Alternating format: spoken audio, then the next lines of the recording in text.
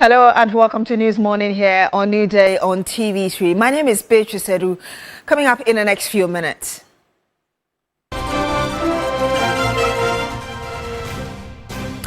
Auditor General's report reveals that 8.1 billion cedis worth of contract claims has been rejected over false documentation, but 45.4 billion cedis have been paid. Also on the program this morning, citizens gear up for another round of SIM card registration as Cabinet approves new nationwide exercise. Much later on the program, Driver and Vehicle Licensing Authority (DVLA) uncovers nationwide network responsible for illegal manufacture and distribution of more than 30,000 counterfeit dealer vehicle DV plates.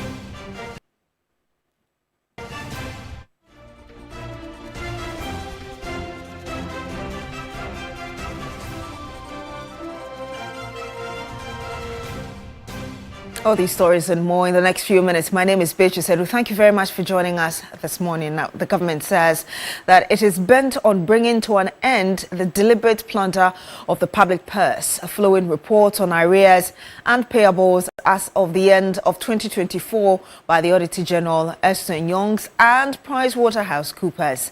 An amount of 8.1 billion Ghana cedis has been rejected due to unsupported documentation, duplication, overstatements and falsified store receipts.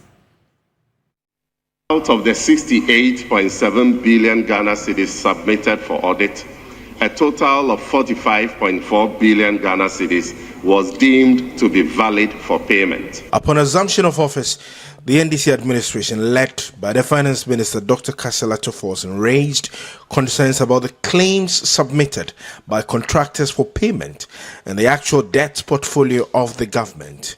The Finance Minister, under the authority of the President, activated an audit into the claims. Ernst & Young, PricewaterhouseCoopers joined the state-owned Auditor General for verification and validation of the claims. The Finance Minister reports the audit exposed a culture of blatant illegality within the public financial management architecture.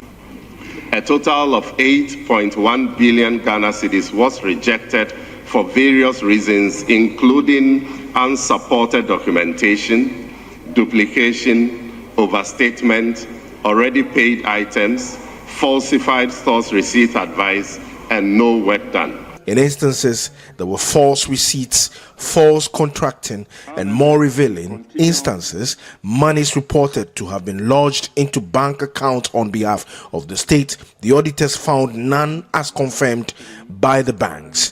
The then Ministry of Trade and Industry in 2024 submitted a request of 89.4 million Ghana cedis to the Ministry of Finance to be transferred to 5 commercial banks as government's contribution to interest payments under the One District, One Factory initiative. When auditors contacted these 5 banks to confirm the liability, every single one of them denied being owed any amount by government under the said arrangement. Without the audit intervention, a whopping 89.4 million Ghana cedis of hard-earned public money could have been disbursed to settle this non-existent liability. The minister maintains a moment marking a decisive break from the past with total reset on the management of the country's wealth. Payment of 10.5 million Ghana cedis was recorded as having been made into an account named the buffer account at a commercial bank.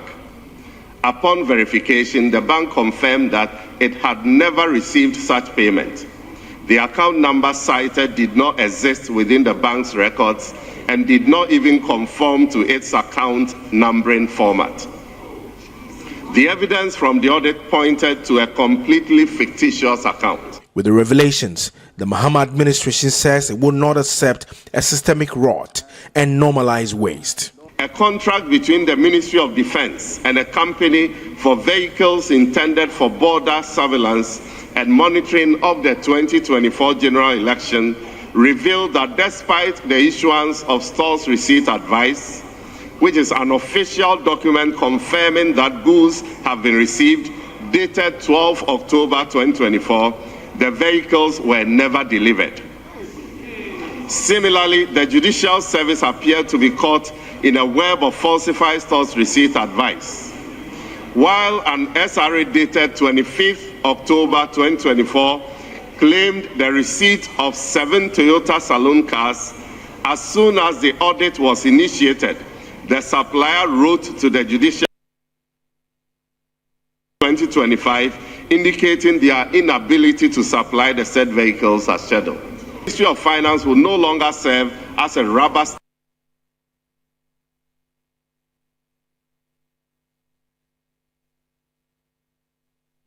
Chief Executive Officer of Imani Africa, Franklin Kujo, says that the government should sack and surcharge board members and CEOs of state-owned enterprises if they fail to comply with President John Mahama's directive to immediately halt all international travel funded by the state. This follows a statement from the presidency expressing concern over the growing frequency and cost of such trips by boards of public institutions. Nura Mohammed has the rest of the story. On March 5, President Mahama directed the boards of state-owned enterprises and public institutions to immediately halt international travel for training programs, conferences, retreats, and study tours funded by the state. This directive is part of the government's efforts to ensure the prudent use of public funds. While acknowledging the value of exposure to global best practices and professional development, the presidency says the increasing frequency and cost of such trips have raised concerns. The chief executive officer of think tank Imani Africa, Franklin Kujo, weighs in. When I heard it, I was a bit surprised that this practice actually still goes on. I thought before he came to power the second time, it did sound a similar warning, if you recall. It appears to be it's been observed more in breach than it's supposed to be observed, and I worry. There must be a rule that must be set that if anybody wants to travel, just as the president's laid out, what is the purpose of the travel? If the travel is not going to, basically some value for money analysis ought to be done, right? And then the question will be asked, would this bring benefit to the organization? If no, well, then you don't go ahead and do it, right? So, and who has to determine that? Either the CEO of the particular establishment or whoever is leading the establishment. And those reports must be sent to the presidency at the end of each year, at the end of each quarter. And SIGA must be responsible for that as well. Franklin Kujo called for the immediate removal and prosecution of any chief executive officer or board member of a state-owned enterprise should they flout the president's directive. And maybe this time around it should be tied to the fact that if somebody is found wanting, if somebody breaks that rule, the person should either be sacked or be surcharged to pay the money. Actually sacked and be surcharged as well to pay the extra money. I mean, but you can't just be approving monies for programs that could easily be done here, and this practice that it's actually insulting to the Ghanaian taxpayer. So I'm surprised that this practice still goes on. I really am surprised. I think the CEOs must be charged of all these entities, ministries, whatever. Should be charged that if anybody is found flouting the rule, the person must be surcharged and sacked at the same time. I think that's the only way we can get some, we can get people respecting the rules. Otherwise, it's just an advice. The government directive, however, makes provision for exceptional circumstances where an international engagement deemed necessary cannot reasonably be conducted locally or through virtual means. Nura Mohammed, TV3 News, Accra. Now, Ghanaians will soon undergo another nationwide SIM card registration exercise after Cabinet approved a proposal by the Minister for Communication, Digital Technology and Innovation, Sam George Nate. Now, the move is already sparking debate, with many questioning the effectiveness of previous registration drives. In this report, Wisdom Safo looks at the feasibility of the proposed exercise and what it could mean for mobile subscribers across the country.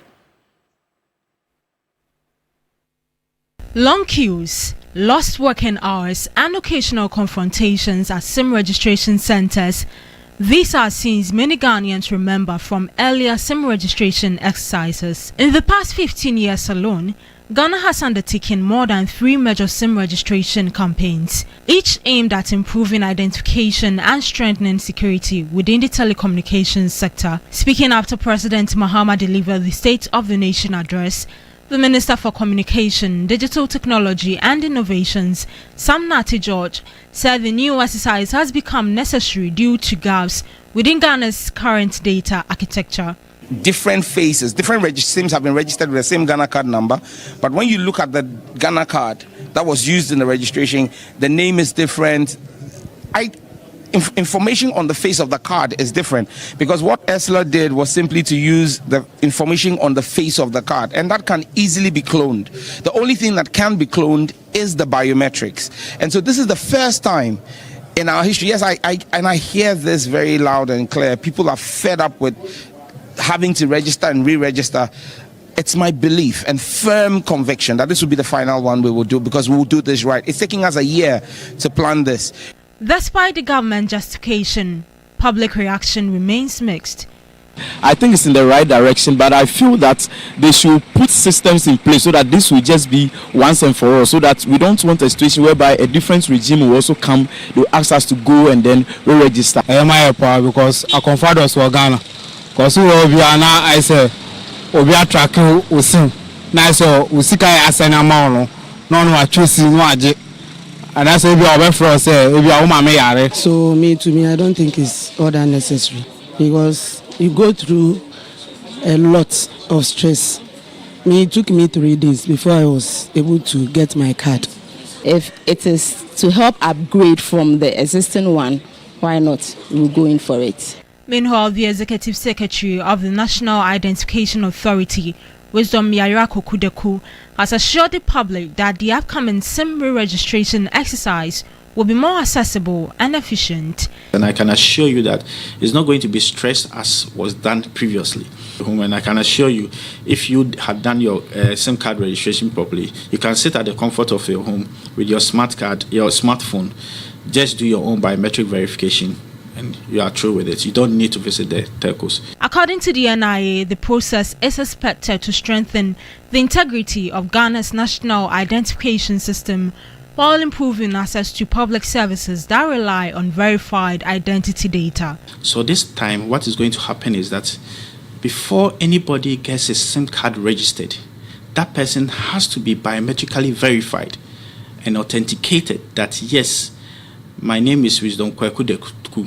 I'm the true owner of this Ghana card, and that I'm authenticating against the NIA system for them to establish that I am whom I am claiming that I am, so that it will not be in the case whereby I can pick Wisdom's Ghana card and use it to register for Nicholas. Beyond the assurances and policy announcements, many Ghanaians say they will be watching closely to see whether this latest exercise delivers on its promises. Now, more than 30,000 fake dealer vehicles, that's commonly known as DV number plates, are on roads across the country, raising serious concerns about vehicle identification, insurance validity, and losses to state revenue. Authorities are now intensifying a nationwide crackdown on the criminal network behind the counterfeit plates. The Driver and Vehicle Licensing Authority, DVLA, says investigations conducted in collaboration with national security and the police have uncovered a criminal network responsible for circulating more than 30,000 counterfeit DV plates on Ghana's roads. Authorities estimate that the illegal trade is worth over 12.5 million cedis, based on the official cost of 417 cedis and 25 pesos per plate, while the state is believed to be losing close to 20 million cedis annually in revenue. Our investigations reveal that over 30,000 fake DV plates have been illegally introduced into the system. This is not merely a regulatory breach. It is a criminal enterprise that threatens national security, undermines law enforcement, and deprives the state of legitimate revenue. Director for Education, Research and Training at the Motor Traffic and Transport Department, MTTD, Chief Superintendent Alexander Kwekwa said, police officers have been deployed nationwide to inspect DV plates on vehicles. We are building the capacity and then the intelligent eyes of our enforcement teams on our roads. The road traffic regulation mandates us to ensure that in traffic, nobody will bring on the road a forged plate on a vehicle. Such persons, their vehicle will be deemed to not have been registered, and therefore we can't own it. So such vehicles will be impounded and kept at various police stations. According to the DVLA, the counterfeit operation runs through an organized distribution network. Our investigations further revealed the operational structure of this network. Fake plates are manufactured at an undisclosed location. They are transported under the cover of darkness to a distribution hub in La Paz, Accra. From La Paz, the plates are packaged and distributed to other locations, including Kumasi and Takwa. More worrying is the fact that many of these fake plates are issued together with fake motor insurance documents. Members of the public are also encouraged to report any suspected fake DV plate to the nearest DVLA office or police station. Stanley Niblew, TV3 News, Accra. Samoyans, barely 2 years after its commissioning, the Jamestown Fishing Harbour is already showing worrying signs of deterioration as key metal structures begin to rust. The rapid corrosion of parts of the multi-million-dollar facility is raising concerns among fishers and experts about the long-term sustainability of the harbour if urgent maintenance measures are not undertaken. Here's another report by Stanley Niblew. The Jamestown Fishing Harbour, commissioned by former President Akufo-Addo in September 2024, was designed to transform the fishing industry along the coast of British Accra. The Chinese-sponsored facility includes a ship repair yard, a cold store, a mechanical shop, a waste treatment plant, a crèche for toddlers, 40 retail shops, and a fish market, which has now recorded about 60% occupancy. However, barely 2 years after its commissioning, parts of the facility are already showing signs of corrosion. Wire mesh, roofing sheets and other metallic components of the harbour structures are rusting away. Experts warn that the situation could worsen if authorities fail to intervene promptly. Managers of the facility say the issue is still under the supervision of the Chinese contractors responsible for the project. The sea breeze is having its toll on the facilities we have here. We are currently in discussion with the Chinese to try and change, for instance, all the windows here on this block. We are still in discussion with them to see how they can either replace, for instance, our roofing sheets or get some chemicals to treat the rust as they go. Apart from the facility undergoing intense corrosion, water levels here have also declined significantly, and this situation had been attributed to climate change. But according to fishermen operating from this fishing harbour, the situation is actually impacting on their work. First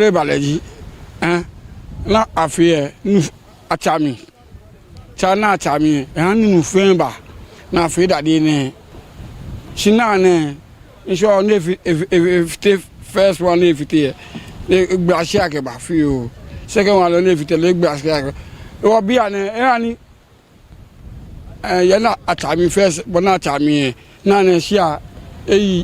canoes that once docked safely in the harbour are now sitting on sand as water levels continue to recede. As a result, the harbour is unable to accommodate fishing trawlers and larger vessels, leaving only smaller canoes to operate.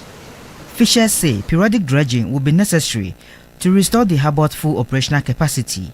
Minister for Transport Joseph Bukari and Minister for Fisheries and Aquaculture Development, Emilia Arthur, visited the harbour to acquaint themselves with the challenges. Any dredging that you do, it takes a maximum period of 3 to 6 months, and it is silted again. Meaning that if we do not look at extending the breakwater, every 3 months we will have to be desilting this fishing harbour, which is very expensive. We have a place for the repair of minor or smaller vessels. But because of the siltation, we are unable to get those boats close even to the fishing harbour. And it is our wish and that of government that we will put together all the troubles or the challenges we have identified today and see how quickly we can work. 1, to extend the breakwater, 2, to desil the place, 3, to make sure that the fishing boat aspect is fixed and then we can repair our vessels there. Our interest is how to maximize the facilities here for the benefit of artisanal fishers in this country. From here, as my colleague minister has indicated, we are sitting together and see arrangements to put in place so that these facilities will be maximized. The Jamestown Fishing Harbour is expected to significantly improve the socio-economic livelihoods of people in the area. However, deliberate government intervention is required to prevent further corrosion and protect the facility. Stanley Niblo, TV3 News, Accra. And that's all for News Morning here on Newday on TV3. My name is Paige Sedu. Thank you very much for joining us on the program. Do continue with us on Newday.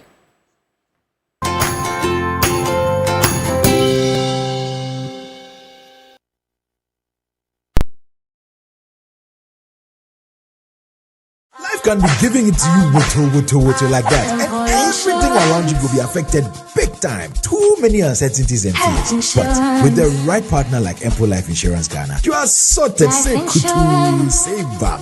You get the best healthcare, solid pensions trust policies, and the peace of mind to grow your business and focus on what truly matters. Empo Insurance, empowering people. New season, new look. The Ramadan mega sale has officially arrived. Make your home guest ready with Danube Home Ghana. Enjoy a massive 50% discount on furniture, decor, and so much more this Ramadan.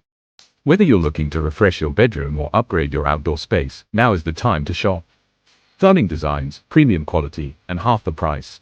Visit our showroom Danube Home Ghana, Elusigan Obasanjo Way, Jolu, opposite Allied Heights. Call us, *050 940 3664 *. Follow us on Instagram and Facebook, *Danube Home. Danube Home, everything home. Ramadan Kareem. O Allah, grant us to reach Ramadan and forgive our sins. You're itchy. My head really aches. Feeling cold and feverish. Sorry. I know the solution to your problem. It is Procold. Procold? I bought some 3 days ago, but I'm not seeing any improvement. You can even have a look. This is fake. Let's go to the drugstore. Please, we want Procold. No, not this. Oh, but this does the same work, and it's even far cheaper. No, we insist you give us Procold from Kojak. I don't understand why people give this fake Procold, and why they don't give the fake one. Then they give you a similar one with a different name and tell you it works the same. But it is not so. If it's not Procold from Kojak, then we won't accept it. So this is the original Procold. It has the logo and Kojak boldly written on it. Yes, for quick and effective relief from headache, flu, nasal congestion and other feverish conditions, insist on Procold from Kojak. Procold, K-O-J-A-C-H. Procold. This advert is FDA approved. Are you looking for new opportunities to expand, invest, and grow your business in some of Ghana's most promising regions? The Ghana Investment Promotion Center, under its Investment Opportunity Mapping Project, with support from MTN Ghana and in collaboration with the Office of the Chief of Staff, the Ministry of Trade, Agribusiness and Industry, the Ghana Export Promotion Authority, the Ghana Free Zones Authority, Corporate Integrity Consult, the 24-Hour Economy Authority, and the regional partners invite all investors, entrepreneurs, industry leaders, and business executives to participate in the 2026 Regional Investment Roadshows in the Ashanti and Western North regions. Join us for the Ashanti Regional Investment Forum on Wednesday, 11th March 2026 at the Golden Beam Hotel, Kumasi, and the Western North Regional Investment Forum on Friday, March 13, 2026 at the Western Regional Cooperative Coordinating Council Conference Room. Also on the theme, driving local investment, unlocking regional potential, mapping opportunities and mobilizing growth in the Ashanti region. For more information and registration details, contact GIPC on 0302 665 12529 or 0544 332086 of our email info@gipc.gov.gh. You can also follow the center's social media handles at GIPC Ghana on all platforms for regular updates. The media partners for this forum are TV3 and Akuma 87.9 FM. Akuma FM 87.9 Kumasi. It's time to explore Ghana again. From 19th to 22nd March, join the Ghana Month Expedition. 3 regions, 4 days. Eastern, Ashanti, Central. We kick it off in Eastern region. Chocolate experiences, fresh farm fruits, Safari Valley lunch with zebras and exotic animals, Bonsu Eco Park for canopy walks and ziplining, and then party at the Rock City Hotel. Ashanti takes over. Bonre Kente Museum, Kumasi Museum, Komfornochi Source Site, Lake Bosomtree for hiking adventures and sleepover at Rage Condos. Central brings the history at Sing Manso, Cape Coast Castle, plus lunch by the coast. Then a Crown Resort vacation, quad biking, horse riding, water adventures. All this for 6,500 Ghana Cedi single, 5,500 Ghana Cedi shared rooms, and 10,500 Ghana Cedis couple. You're interested, right? Call now 0531 100927 or 0247 120 633. Ghana Month Expedition, 19th to 22nd March. Don't just watch Ghana, experience it. Sponsored by Nero Prime Water. Today, I am the chosen one.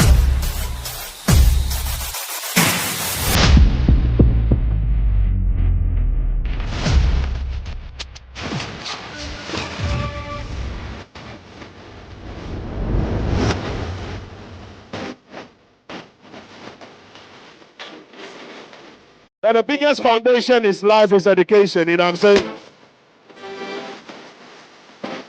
We're here to discuss the business that runs the show.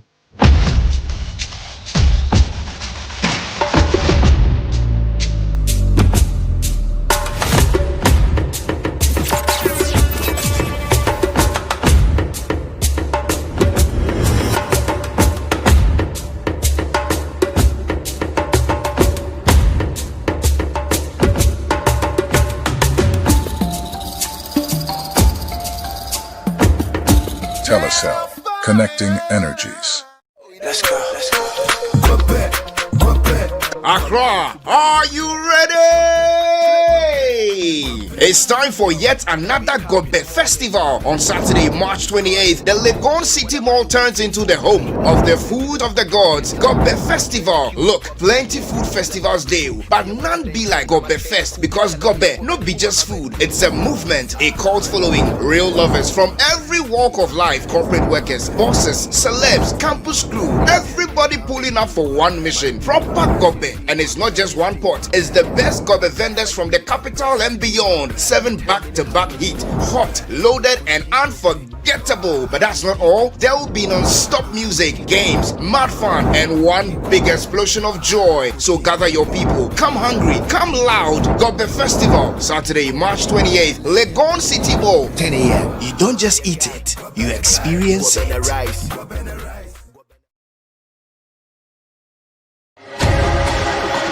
TV3 Talented Kids is back again!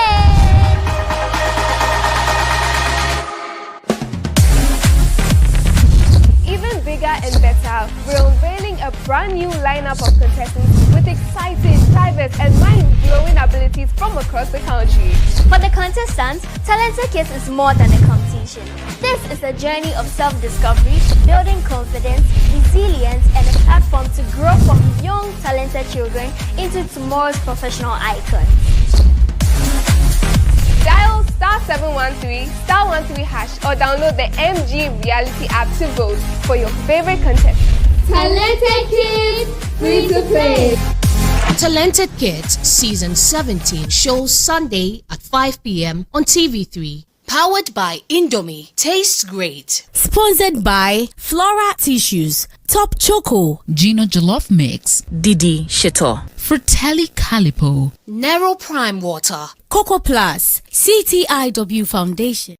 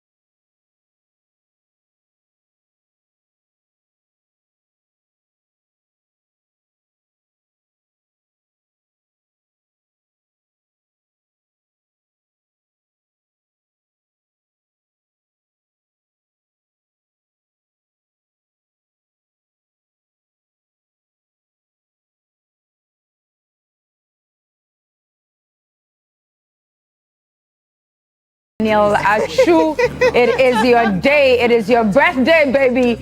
Mr. Achu is one of those very pleasant humans here at Media General. He's pleasant. It doesn't matter how busy he is. He doesn't matter how far he is. Every time, I don't know about you guys, but every time he sees me, Mr. Chu will come running just to give me a hug. Oh, wow. Yeah. And most of the times he says, I love to hug you because your perfume lingers on my body hours and hours and hours after. That's Daniel Achu. He got off. Yeah. Daniel Achu, you are a fantastic guy. In Roland's voice, you are a fantastic guy. And I love to hug you as well. Your hugs are very warm and very encouraging. He's always busy at Onuya, but he makes sure that he passes here at TV3 every morning to check on all of us. Do you know that he was a union leader back in the day, when they used to have a union here? Oh, wow. He was so it one means of he's the, been here for a long time. He was one of the most troublesome union guys. The genesis for which they abolished the union. It's interesting. As we were talking, he's the rebel leader. He's responding to it. They're revealing some things they were supposed to keep with themselves. Daniel, and then Daniel Opoku. All the Daniels. Daniel All the Achu Daniels and then are Daniel troublesome. Opoku. Labor correspondent, the 2 labor union executives back in the day. Very difficult guys. A very difficult guys. Daniel, happy birthday to Charlie. you.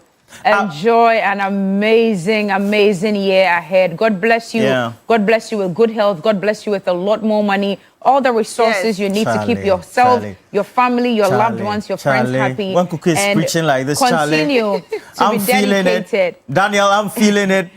Somebody needs to come for the offering since Cookie is done preaching. Mr. Chu, your breakfast, I promised you yesterday, is on me today. Cocoa and Kose. No, you know I don't do cocoa and Kose on a special day like this. That's for your English breakfast. Yeah. With so toppings. your English breakfast with all the extras is on me this morning. So just tell Shanti, go to the control room, ask him what he wants, and let's get it for him ASAP. Happy birthday, Mr. Chu. Wow. A lot has been happening. Let me say good morning to everybody else watching. Chairman Godwin Tamaklo, great man. The group CEO for the Raid Group, they're into oil transportation as well. All of you, including your wife, Alice, and the rest of the team as well. And then the medical director, as well as everybody else working at the Tema General Hospital. A special good morning to all of you. Tema General Hospital, medical director, and Dr. Amma as well. Felicia's told me about you as well. And then Delight Mojaka, great morning. Pai Fianku works with engineers and planners. Her boss, Ibrahim Mahama, bought the new jets. One of the presidents using in his South Korea trip. Fantastic. I've heard people say that. And they have the lead driver called Alhaji Nuruddin. So let me say good morning to everybody else, including Rafiq Mahama at Engineers and Planners. Good morning. And then Chairman Prosper as well. Yeah. Dr. Salifu Combat is the regional boss for the National Health Insurance Authority. Your wife celebrated the birthday yesterday. That's Flora, beautiful lady, alongside the family.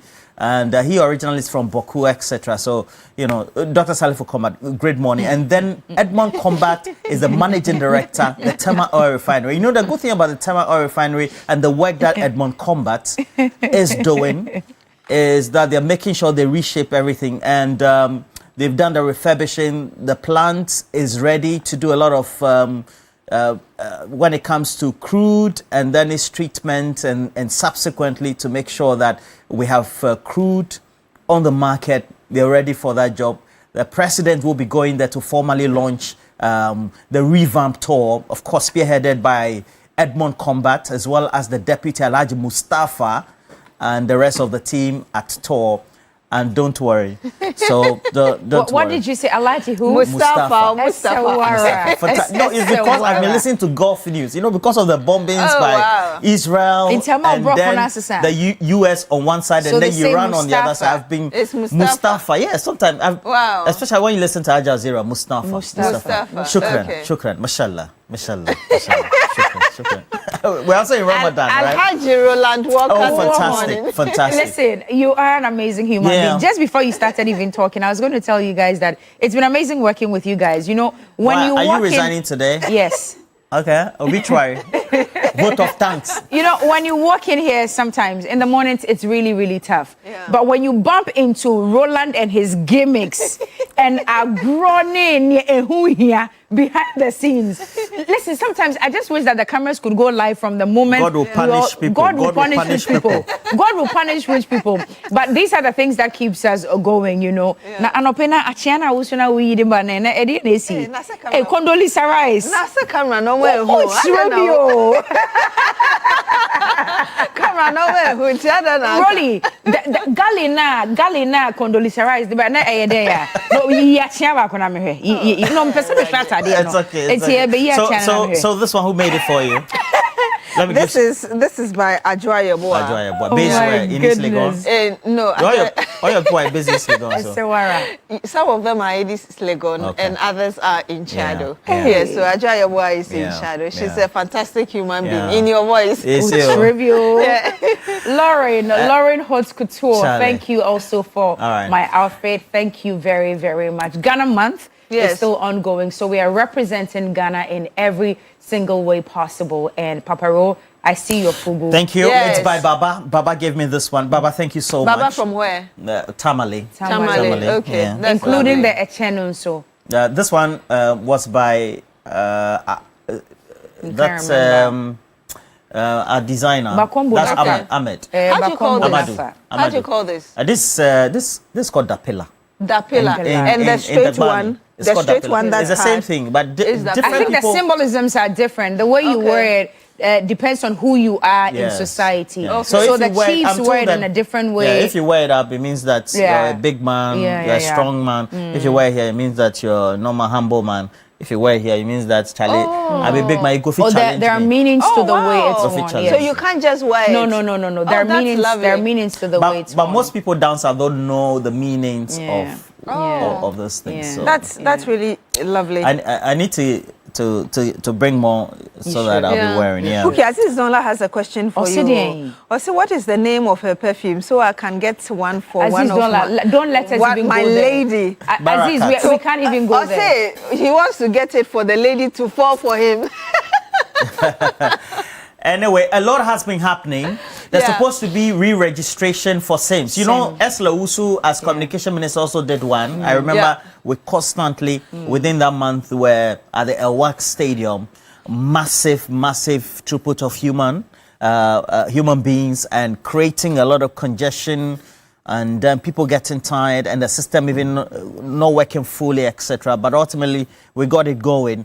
Now, Sam George, as communication minister, also says that he has to do another one. And I'm told that he's going to start pretty soon. But is it justified? Should we go through this again? And then also the Auditor General, had been commissioned to undertake a special audit as well of the 2024, some of the funds that were used and then accountability. The Deputy Minister of Finance was in Parliament yesterday raising key issues, 8 billion in excess. And even though they say it's expenditure, maybe chop, for many of the times in my experience when it comes to the Auditor General's report, it's unaccounted for. But I think critically, is the subject matter about, well, there had been procurements for goods and services, and some of those goods apparently hadn't been supplied in the quantum for which they were awarded. And so if it's for 1,000, maybe 1,000 pieces, maybe only 100 was supplied, yet payment was made for the 1,000. All right, based on audits that was put together and the report and the findings made available to the Auditor General and subsequently the Finance Minister as well. It talks about leakages in our system. Well, we can do the procurement, but we need to make sure that we account for it. And the Deputy Minister has been raising key issues about 8.1 billion Ghana cedis, that's a lot. And I was shocked that, yes, covered by falsified documents, and some of them really, they couldn't find what they needed to certify those disbursements, as it were. So that's quite serious. But for me, what intrigues me again is what we heard Franklin Kujo say about the board directors of SOE still going on trips, even though the president asked that there shouldn't be trips that are not necessarily funded by the state, and Franklin Kujo asking for them to be sacked and surcharged if they are found still going ahead to do it, irrespective of the directive by the president. So, I mean, it looks like there's a lot happening. There's too much happening. And yesterday, I listened to a lot of the commentary, especially after the submission by the Deputy Minister of Finance in Parliament. Yeah. And really reiterated some of them. Some of the ones that caught my attention was also that 34,000 metric tons of rice that was supposed to address the dry spell at the time. Yeah. And only 24,000 of them were provided, leaving 10,000 metric tons unaccounted for. I'm talking about the Emergency Food Relief Program. I'm talking about some of the invoices which had been repeated. Yeah. So the question many people are asking is that when these invoices come to these ministries, to these departments and agencies, don't you go through them? Do you not read? Yeah. Do you not do due diligence before you append your signature? Because, you know, we are humans. We do forget sometimes. But something that you've actually done due diligence on and gone through before, when that material comes in front of you again, you would remember, as I did with me, baby, that, you know, don't we do due diligence? I was listening to Martin Pebu yesterday, and then I was listening to, what's the other lawyer's name? I've forgotten. I was listening to them last night, and Ghanaians are tired. Ghanaians are tired of every day coming out with the so-called allegations, but we are not seeing prosecutions. We are not seeing anything done. And especially some of the grassroots members of the NDC are very upset. Lawyer Justice Abdullahi, thank you very much, Daniel. Listen, before the 2024 elections, these were campaign messages that you carried. Oral was number one. Am I saying they are not doing anything? That's not what I'm saying. But if we are doing something to bring all these culprits or these people that we are so-called accusing to book, why is it taking so long? Lawyer Justice Abdullahi was so upset that too many times we've come out to say that, and this person has done that, this person has done this. He says that you can actually, if you've got enough evidence, you can actually start taking them to court. And whilst the court investigations and proceedings are going on, then we can verify if they are guilty or not. But start the process some way, somewhat, to satisfy the people. Let people know that this and this is what's going on. And then Martin Pebu made a very salient point and said, listen, I can understand your frustration. You're not wearing the cap of a lawyer this evening, but you're wearing the cap of a citizen. Rightfully so, you're upset, just like many people are upset. But the thing is, a lot is being done in the Attorney General's office, in the Deputy Attorney General's office. When you go there, they are working assiduously on these documents. But our judicial system is so archaic. It is so backdated, it's not even funny. Now he's saying that when they get to court, they arrive in the best of cars, all these Land Cruisers and all these new cars, with all these new gadgets.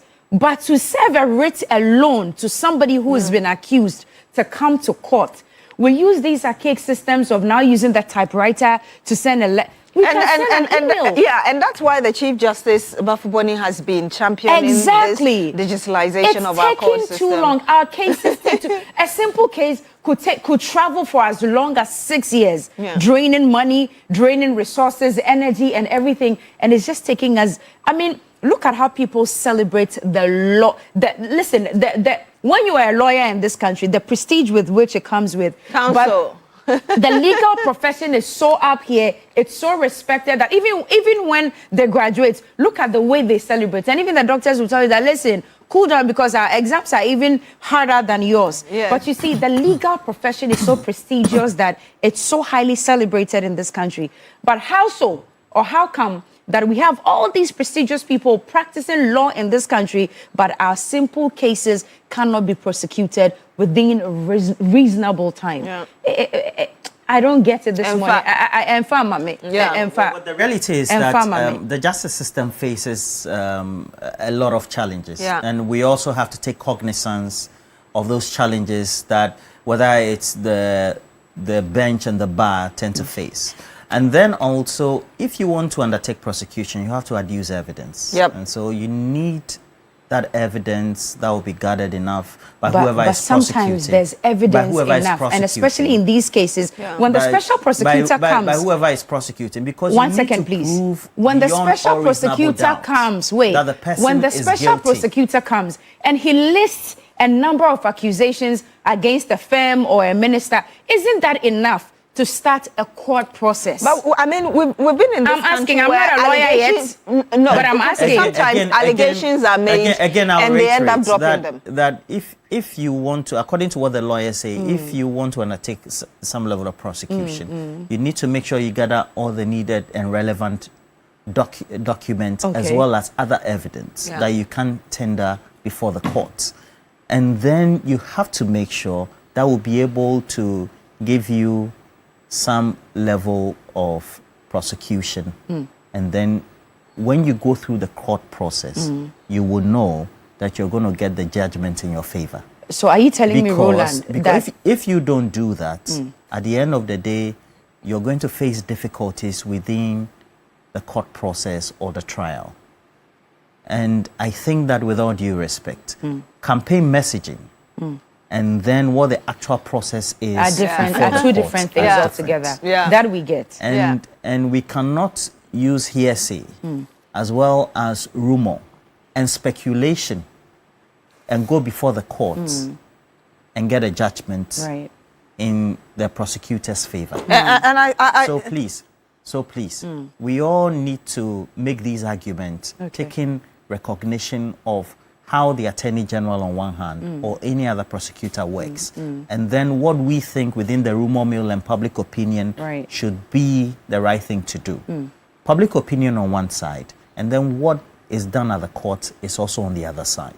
So please, let's wait for all these processes before the court to be exhausted. Alhaji lawyer Roland Walker. Yes, Alhaji lawyer Roland Walker. We understand. I'm not a lawyer, but I'm only saying so that, because, you know, sometimes when we make these utterances, it's as if that maybe work is not being done. No, but did you listen to me? But I didn't say work is not being done. Because the Attorney General is before the court. What I said yesterday was even that Martin Kwebu did not say work is not being done, and that's what I reiterated this morning. Yes. A lot of work is being done, but so much time is wasted on the work that has been done. So much time is wasted with our judicial system, which is archaic, and that's why we need to bring it up to speed with technology. The point is, what's our question of the day? Wait, just before the question of the day, I think the point is that, yes, there are some cases that you need to, in fact, in all the cases, you need to gather your evidence, because when you are in courts, they say that the name of the game is evidence. Evidence is the name of the game. But because of what we've heard on certain cases, it looks like sometimes we have they bring enough so much evidence. That's what I'm saying, for us to go to court with. But again, the challenges that Roland talked about, I think over the years, we've had issues with infrastructure. I mean, up until recently, when we've seen some upgrade of some courts in Accra in particular, if you go to rural areas and some other parts of the country, they really have serious infrastructural problems. They also have issues of staffing and all the other things. But I think one of the predominant ones would have to be or do with the paperwork, you know, that takes a lot of time, which is why, like I did say, I've heard the Chief Justice on a number of occasions talk about the need to digitalize ever since he became Chief Justice, how soon and how long should we wait for these systems to be put in place? I think that if the resources are available, it makes it easier to implement whatever it is you want to implement. So we need to look at this in a more holistic way. Where we are slacking, we need to be up. And where there are challenges, we need to address them. Azoli Esquire, so we have Godwin Ofwe Achu, who lives in Tamale. Good morning to you. And I just want, you know, sometimes we don't have to descend into the public opinion. No, but we are not descending. We are not descending into public descending into anything. See, we are here for the people.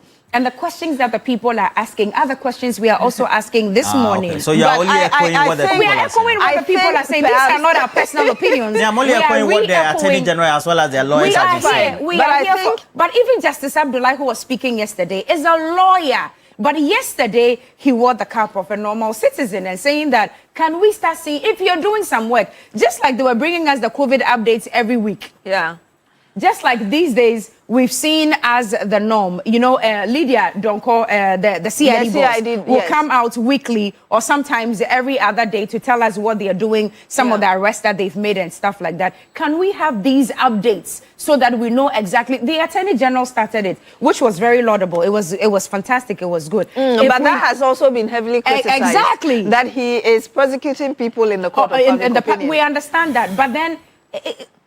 Let's get on the phone lines. Let's get on the phone lines before Roland tells me that I'm talking for myself. I get the point you're making, but I equally get the point Roland we get it. We get him too. Well, which I is get that him too. The judges will tell you that we are not prosecuting people based on what you're saying in the public space. Can say eche dodo. Simple and okay. Eche dodo. Our systems are not equipped with modern architecture. Our systems lack modern integrity. But what so the structural integrity is affected. To say structural integrity, it's affected. We need modern architecture because if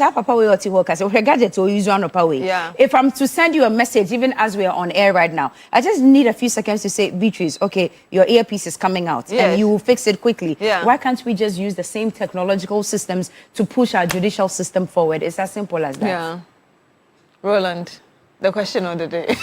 So we're asking you what you make of. We're asking you what you make of the registration of same exercise that the Ministry of Communication, alongside the National Communication Authority, will be undertaking. What do you make of it? And will you participate as well? So make sure you join us. It's for this morning segment, and that's what we're seeking your views on. Yeah. That's it, right? Yeah, so you're welcome to this morning segment. Cookies on fire today.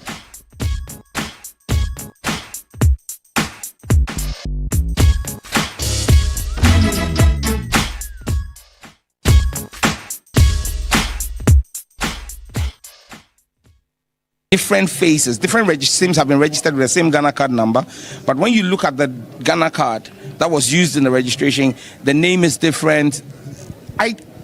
Information on the face of the card is different, because what ESLA did was simply to use the information on the face of the card, and that can easily be cloned. The only thing that can be cloned is the biometrics. And so this is the first time in our history. Yes, I hear this very loud and clear. People are fed up with having to register and re-register.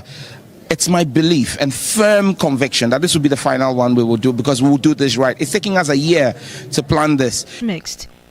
I think it's in the right direction, but I feel that they should put systems in place so that this will just be once and for all, so that we don't want a situation whereby a different regime will also come, they will ask us to go and then re-register. I am my power because I confide us for Ghana. Because we will be now, I say, we are tracking Usim. Now, so Usika Asana Mauno, no, I choose no, and that's if you are for us, if you are my. So, to me, I don't think it's all that necessary, because you go through a lot of stress. It took me 3 days before I was able to get my card. If it is to help upgrade from the existing one, why not? We'll go. You expressing your views on the SIM card registration, and yes, we had an official this morning telling us that it's not going to be as cumbersome or stressful as the previous ones we witnessed. But I mean, we've heard over and again that we need to be able to deal with people who are using SIM cards or SIMs to commit fraud and all sort of activities across the country. And so it's one of the rationales or reasons behind this step. Some people still have even numbers registered under their names that they've never owned. Numbers that they do not even recognize. We still have those discrepancies. But let's get on the phone lines now. Our very first caller is here. Hello, good morning. This is TV3 Newday. You're welcome. Thank you very much. Good morning. My two sisters, Roland Walker. Cookie, you guys are looking so beautiful. Thank you. But you didn't tell us your name, sir. My name is Peter T. Oh, I should have known. Oh, Peter T. Yes, I should have known. Peter, people are saying that you are related to me. Are we related in any way? In spirit, I guess. Go ahead, Peter. Maybe in another spiritual way. That is the relationship, All right, Peter, talk to us. What do you have to say about the SIM re-registration? Let me see this opportunity to say good morning to Alaji Yakundo. You know, he's the liaison officer, National Security Operation, Mr. Madi, National Democratic Congress. You know, he's the director of election. And let me say, Ashali Tete, Greater Accra Regional Liaison Officer, National Security. Finally, Honorable Sylvester Mensah, Chief Executive for Every Bank. Cookie, this re-registration exercise, I don't want to put up any too much challenge that either it is fair or it is wrong. There are other, I think, technical measures that we can use to really, if we want to reintroduce a method that can push the main aspiration of Ghanaians that, make good use of some of these SIM cards. Because, Ghanaians have complained in the few months in the past that the minister, is introducing some kind of, architectural methods that are not coming to help them, especially when it comes to the mobile vendors and all that.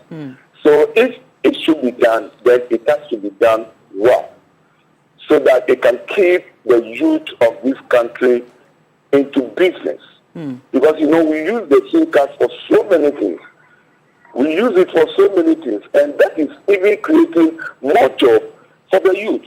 Okay. So we must be, I think the minister himself must be physically ready, financially ready, emotionally ready. Okay. When I say financially ready, I know money is not coming directly from his personal pocket.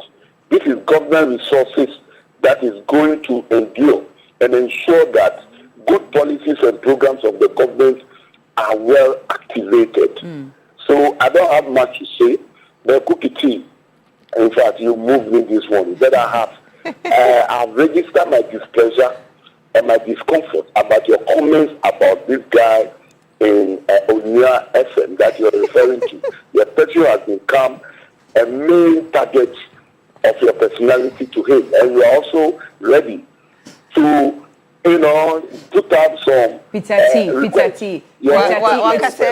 It's all loud. Listen, my love is big enough to share. Peter T, slow down. He's just a work colleague, nothing about it, nothing to it. Please leave Mr. Chu to celebrate his birthday in peace. Thank you for calling, Peter T.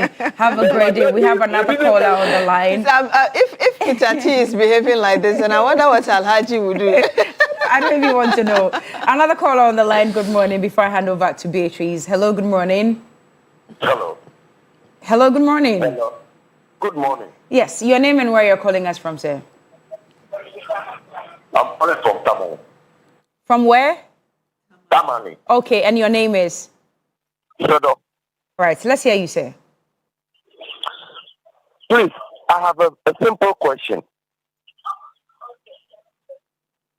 Do you have special lines for test lines and for some special people? We share the same sentiments as you. And yesterday we had one caller, I think it was Magina or somebody who said, they all try as many times as all of you do try, but some way, somehow. No, we don't have any special lines. We don't have dedicated or serial callers. Can I make my submission? Please, go ahead. Hello? Go ahead with your listening. submission, please. Yeah.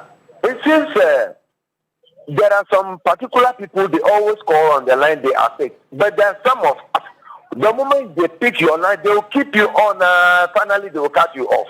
Oh, forgive us. My point is, Ghana, we have too much of talking without action. Where can't we go direct and then take action? Go to some places. How can our people go to Burkina Faso to go and bring tomatoes while we have urban lines in our country? We have the water bodies which are destroying us, remaining small. The rain will fall. In northern region, they will say they have opened the dam at Burkina Faso, and then they will come and our goods, the small things that our people cultivate in the upper regions, the rain will come and spoil all those things. And the next time, after the rain, we'll be in the dry season. They don't even get water to drink. And then before we realize, we say that they are going to Burkina Faso to go and buy tomatoes. Because we can store those waters, they can dig dams and get those things so that they can farm and will get crop in our country to eat. We will talk plenty on our airways without action. Right. What is the private people doing? What is the government doing? Okay. A poor worker, they will increase the electricity bill, but the salary that we, a pensioner, I take is still the same, and else cannot meet. All right. The talking is too much. They should put it into action so that the common worker can also be. It is too much. Okay, thank you. Point well made. Thank you very, very much. I'm sure stakeholders are listening.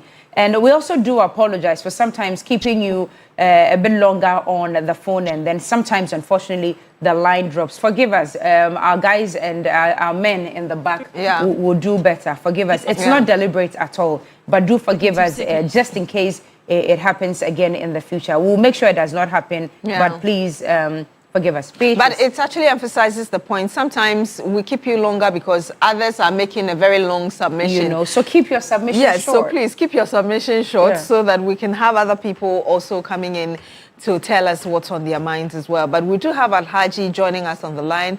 Alhaji from La Paz, good morning to you, sir. Thank you so much for joining us. Morning, how are you? Do you know something? Some of us will vote NDC, it's not because of money, because of anything. We vote NDC is not because of money. But I'm telling you, President Obama is my friend. So what is disturbing some of us today? As Christian, we need to use this word. We have a different type of president in Ghana here. But our brother, your mama, is a weak president. I'm telling you. They will come and make noise, this man do this man do this. And they are quiet. And they disappoint people. It's not good. You see, they disappoint people too much.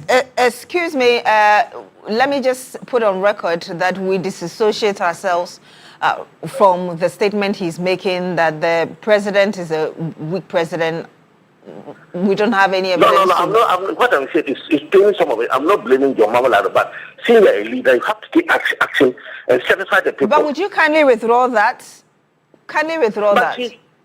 But do you know something? When you analyze the things, you are not seeing any results. Now we are going 2 years, zero. I'm telling you. Because I know your mama personally, it's a nice person, it's my friend. When you see me, he will ask me, how are you? But it's what is paying me somewhere. You see, take action and satisfy. It's not because of money alone. So they say this man do this, this man do this one, and you are quiet. And people can see it because of this issue. It's not fair. Like I get opportunity and meet my brother, your mom, I was very happy. So you TV3, some of us, some of you are media people, try and get president for me. I will sit and talk with you nice like a brother. All right, thank you very much. So this is my number. Tell my president that your brother wanted to meet you personally. But it's not easy to meet him. Thank you very much, Alhaji, calling us from La Paz. Again, we disassociate ourselves from the earlier comments he made. But obviously, in summary, he's saying that he is not happy. It looks like he wants the president to take a lot more action. He's expecting more. But yes, please keep your comments precise and ensure that we're civil in our conversations. So this is still this morning's segment. Before we go on perhaps to our next caller, there's a message from Simon Yenwa, who says, fighting corruption in Ghana to me is an illusion. I see it as an amusement. I say this based on the plethora of corruption cases revealed in various audit reports and other agencies, and yet alleged corrupt persons are walking about freely and even making noise to the annoyance of the Ghanaian taxpayer. The NDC government should know that Ghanaians are losing trust in the fight against corruption, and they need to do more. There's another caller from Tamale in the northern region. Good morning to you, sir. Please tell us your name, what's on your mind. We're talking about SIM card re-registration. Please, let's stick to the topic. What do you make of it? Hello. Yes, sir, we can hear you. Good morning. My name is Umar Farooq, calling from Tamale. The name again is Kumasa. Umar Farooq. Yes, sir. Mr. Farooq, please go ahead. Hello? Okay, so we realize that you're listening to yourself on your television set. If you would kindly turn down the volume so we can hear you and have a proper conversation. Okay, it looks like we've lost him there. But please, when you call in, turn down the volume on your TV set so we can have a more pleasant conversation. We get feedback and you also get distracted because your voice is playing back to you. Do we have another caller on the line? Okay, not yet, but a number of you have sent us your messages already. Aziz Donla says special courts should be set up to deal with this the criminal cases, and this government must act fast because NDC won the 2024 elections with 1.7 million difference because of the massive corruption under the previous administration. Good morning to Professor Sharif Khalid Mahmood. We do have another caller. Good morning to you. Please tell us your name, where you're calling us from. My name is Hubi Salia, speaking from Upper West London. Yes, sir. Thank you for joining us. Yes, my problem is about the same registration. Yes, I sir. want to know whether it's the telecos that are doing it or the government. If it is the telecos, what they did and then what they didn't do. That is my question, because we just finished it. And they are saying that there is still a problem. Is it that the criminals that are very faster than the system, the technology, or they didn't use the right technology? You see, the telecos are taking us for granted. When there is even a fraud problem, you call them, they don't mind. Excuse me to say, I am not trying to look down upon any of the telecos. When you see Vodafone, there is something you don't get fraud in there. So I would be grateful if you're not able to, if you can stick to the problem without mentioning the names of the... Okay, then I'm sorry. What I'm saying is that when there is even a fraud case, you report to them, they don't see you serious. How do you trace to get it? So my reason is that they should try as much as possible if we are able to do this, and that should be a one-stop registration. We should not come for another one again. So that is my view. Okay, well, thank you very much. I think I do understand that you're going to be using your ID, and so the number, when you register, it's attached to your name and your details as well. Again, one of the reasons is to help deal with cyber crimes and fraud all around the country. So, yes, I think we do have another caller. We do have another caller. Yes. Hello, good morning. Yes, good morning. Hello, good morning. I think we've lost the caller. Yes. A few messages on our Facebook feed. Mrameu Salom, I've seen your messages, but I'm not even going to address it at all. Sometimes if you understand the job, you understand what we say. So I'm not even going to address it at all. I think another one is here. It says, Cookie, you are right. I'm a typical NDC member, and so much noise was made during the campaign. And after gaining power, the AG is making a lot of noise. What has been done? Going to court back and forth. Just look at the agenda 111 issue. See how much we went to contractors and zero work has been done. Another caller is on the line. Hello, good morning. Yeah, good morning. Yes, your name and where you're calling us from. Yeah, my name is Joe calling from Upper West. Can you please raise your voice a little bit? I didn't catch your name. See, my name is Joe calling from Upper West. From Upper West. I got the Upper West, but I didn't get the name. I still didn't get the name, but please go ahead. Oh, Joe. Okay. Okay. All right, please go ahead. It's about the SIM registration. The SIM card registration. Yes, please, go ahead. We're listening. Yes. We last did it, and yet they said we should do it again. Queuing, some people are in the villages, in many villages. How are you going to queue and do the same thing? It's always a problem for the villages and the remote areas.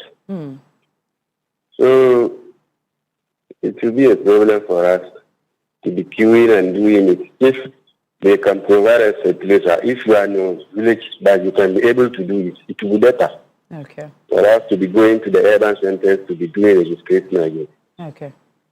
All right. Thank you for calling us. Do call us also. More messages? Yes, okay. More messages. Prince Henry Koforidia says, the government is prosecuting many of the past government officials, and I will urge the good people of the country to support us to deliver. By the end of this year, Ghanaians will see and experience more actions. And when these numerous actions start, we don't want the MPP to come out to say that the NDC government is targeting them. The future is pregnant. And Prince Henry says that he's contesting for regional communication officer in the Eastern region. he's always said that. Yes. Always and always. Yes. Wish him all the best with that. But I think that will be it for the phone calls. Thank you to all of you who called. But as much as possible, when you call us, do keep your submissions very, very short so that other people can also call again. And for all those who encountered challenges, we apologize. We will do better. We'll serve you better. But let's talk about Lipton tea, because Ramadan means together with loved ones. Ramadan means together at iftar. Ramadan also means together in spirit. And Ramadan means together with Lipton. Now, this season, make every moment better with a warm cup of Lipton Yellow Label tea, brewed with love and served with a smile. So share more meals, check up on more loved ones, and spend more time in reflection and conversation. This Ramadan, do more with a cup of Lipton, because tea is for togetherness. I think we take a break now. I love Lipton. I just wanted to say, and the taste has remained the same. For the original one. Yes, I remember. Original. I just love it. Yellow Label tea. Yeah. All right, we take a break now. When we come back, the big issue will be here. It's still TV3 Newday.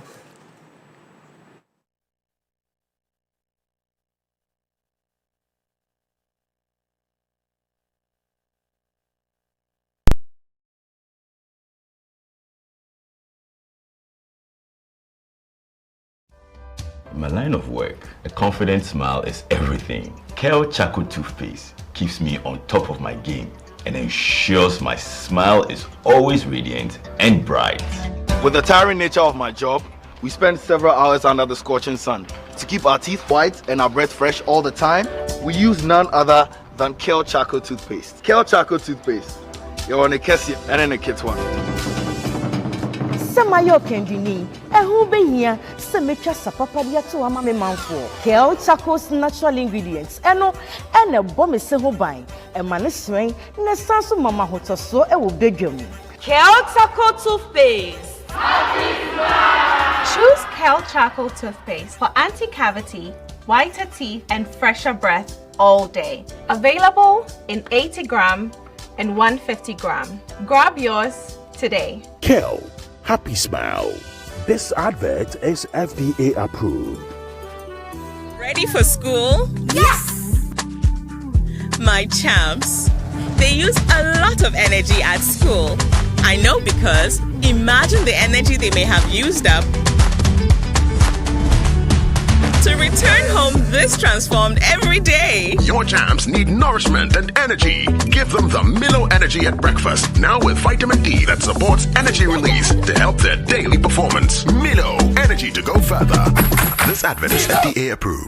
Nancy, me trying tasting kuyi. Tasty Tom. Add the new seasoning powders about chicken, stew, jollof, shrimp, beef, ginger and garlic. The way it enhances the natural aroma. Tasty Tom here. I trust them. And there is no staining of fish, meat or chicken. Me need also. New aroma. New taste. New taste from Tasty Tom. New seasoning powder. Flavor and taste. FDA aji edwade nkratwe atomo.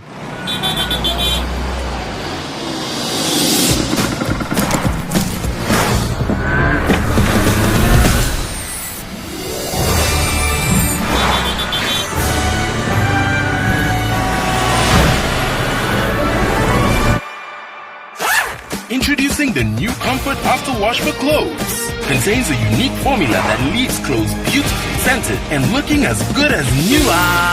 Madam, Rachel. I remember the first time I met Oheneba. The guy smelled so good. Are you okay? You smell good, oh. Thank you. Call me. Give me your number. A lovely guy and a lovely scent. Where from this expensive fragrance? So we exchanged contact and I paid him a surprise visit. Oheneba had a secret. So this is your secret.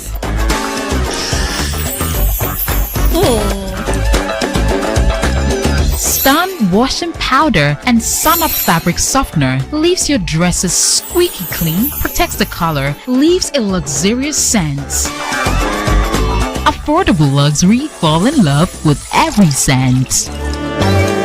Look at him, smelling like an odogu.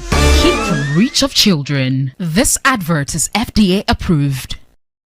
Yede Gynecare syrup aba. Gynecare eboa eyi afichikro emu haw ahodo te se afichikro emayi de etutusi basabasa ene afichikro mu yaw ahodo ni nyina efiri hokra. Gynecare boa ema atenka akofem no san peja ne mu yie pa. Gynecare boa yema menomu a wanya menopause. Eho haw ahodo te se ohonam a ehyehyew na eyirayira wo no abufuo atete ene de atete saa no nyina. Gynecare brena sekra adrei enkoda oni mfie edumienu entumi mfabi obenya bi ewo pharmacy license chemical shop ana herbal shop a eben mu pendodo atua fre Ayona pharmacy. Gynecare ebeye wo de FDA ahwehwe adwade nkratoe mu age atum se eye. Introducing Betway's Bet Influencer, a groundbreaking feature where you can make money by just sharing codes. He just needs to share his codes and make money. The more his codes are used, the more money he makes. Oh yes. So, what are you waiting for? Anyone can be a bet influencer. Share your codes and make money. Bet Influencer, another world first from Betway. This advert has been approved by the Gaming Commission of Ghana. Betway, get way more. Today, I am the chosen one.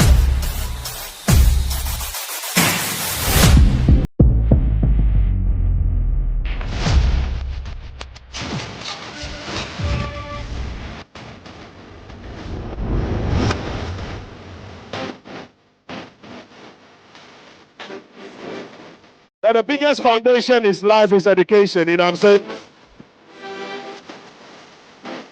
We're here to discuss the business that runs the show.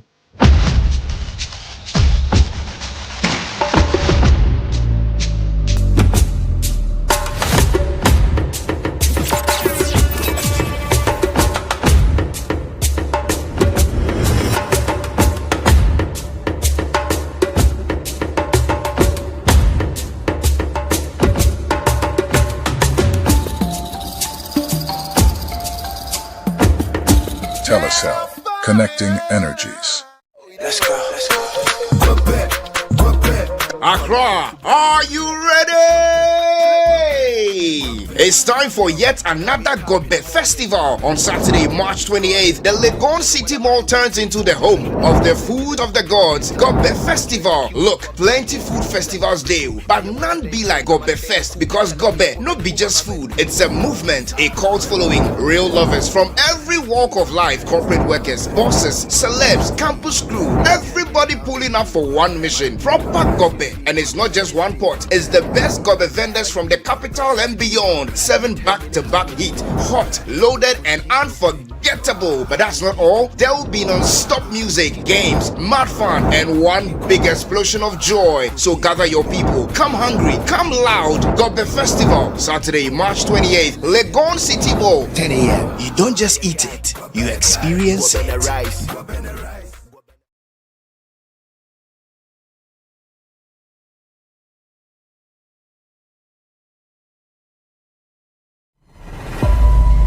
Today, I am the chosen one.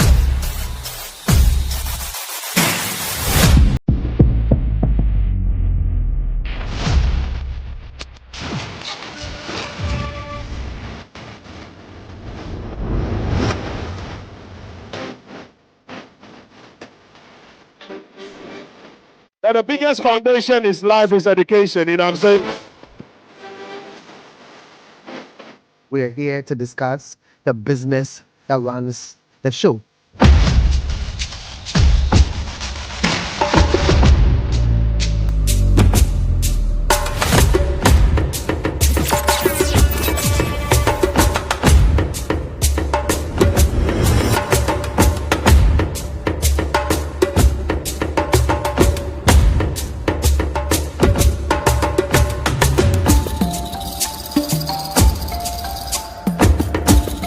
yourself. Connecting energies.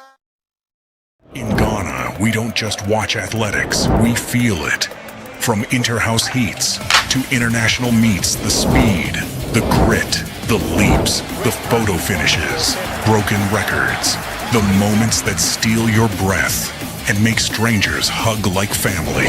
This May, Africa's biggest athletes will converge in Accra for the 2026 African Athletics Championships, and every single moment will be live on TV3. Don't just hear the roar, be inside it.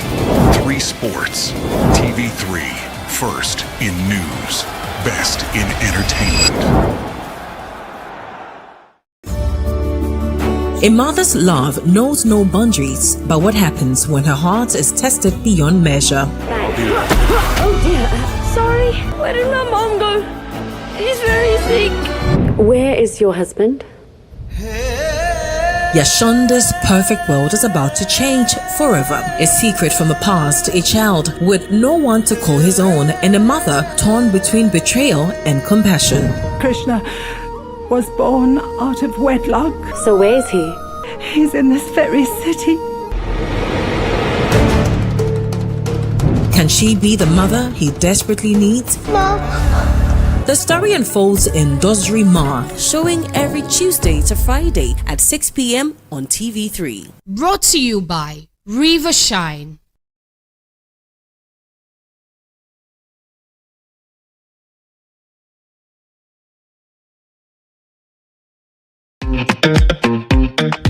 If you're looking to listen to thought-provoking conversations, to avoid any further brouhaha, all this English to just say, I will do nothing. I will ghost him. So like what you see, be like that. I'm suddenly not feeling too well. Answers to life's big questions. Has someone asked you to do kapoha before? I don't drink. You go to church and pray for miracles. But that's somebody's money. The owner is going to come. For a show filled with excitement, laughter, and unforgettable moments. Me, I live life full of drama to the left, to the right. If you see me, look this side, to games that keep you laughing. What in the name of Peppa Pig is going on here? Just as tonight is the place to be, where the fun never stops. Just as Tonight now shows on Saturdays at 8 p.m. on TV3.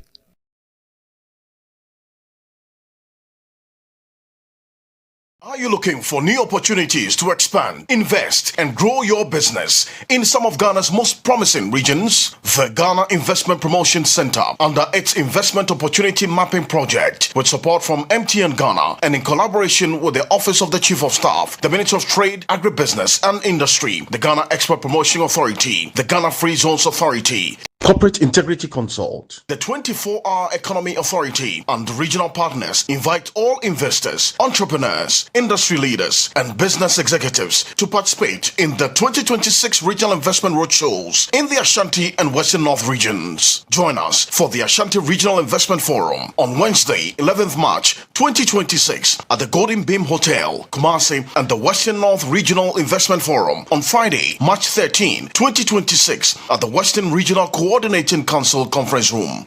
Also on the theme, driving local investment, unlocking regional potential, mapping opportunities, and mobilizing growth in the Ashanti region. For more information and registration details, contact GIPC on 0302-665-12529 or 0544-332086 of our email info@gipc.gov.gh. You can also follow the center's social media handles at GIPC Ghana on all platforms for regular updates. The media partners for this forum are TV3 and Akuma 87.9 FM. Akuma FM 87.9 Kumasi. Today, I am the chosen one.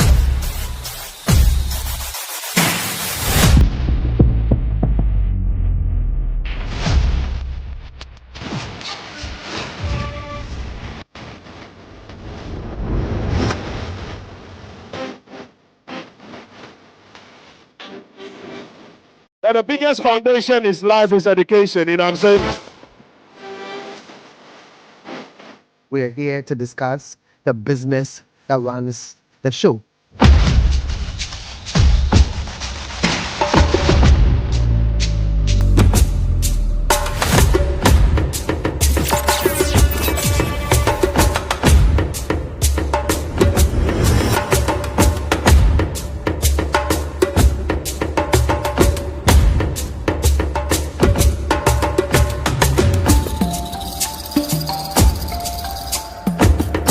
Telecel, connecting energies.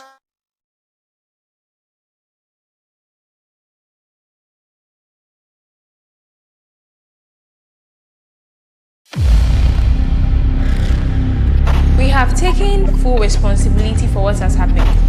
They came with a mission, but excellence is never given, it is earned. This your strong communication skills. Unpack it for me. This is where potential meets opportunity. The winner for Top Intern 2025, Sandra. Top Intern returns. Season 3 coming soon.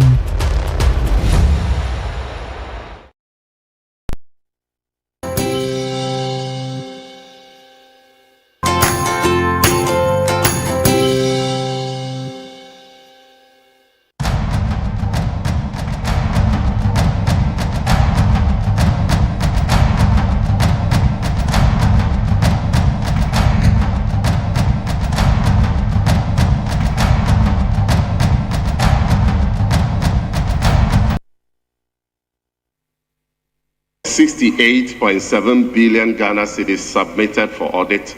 A total of 45.4 billion Ghana cedis was deemed to be valid for payment.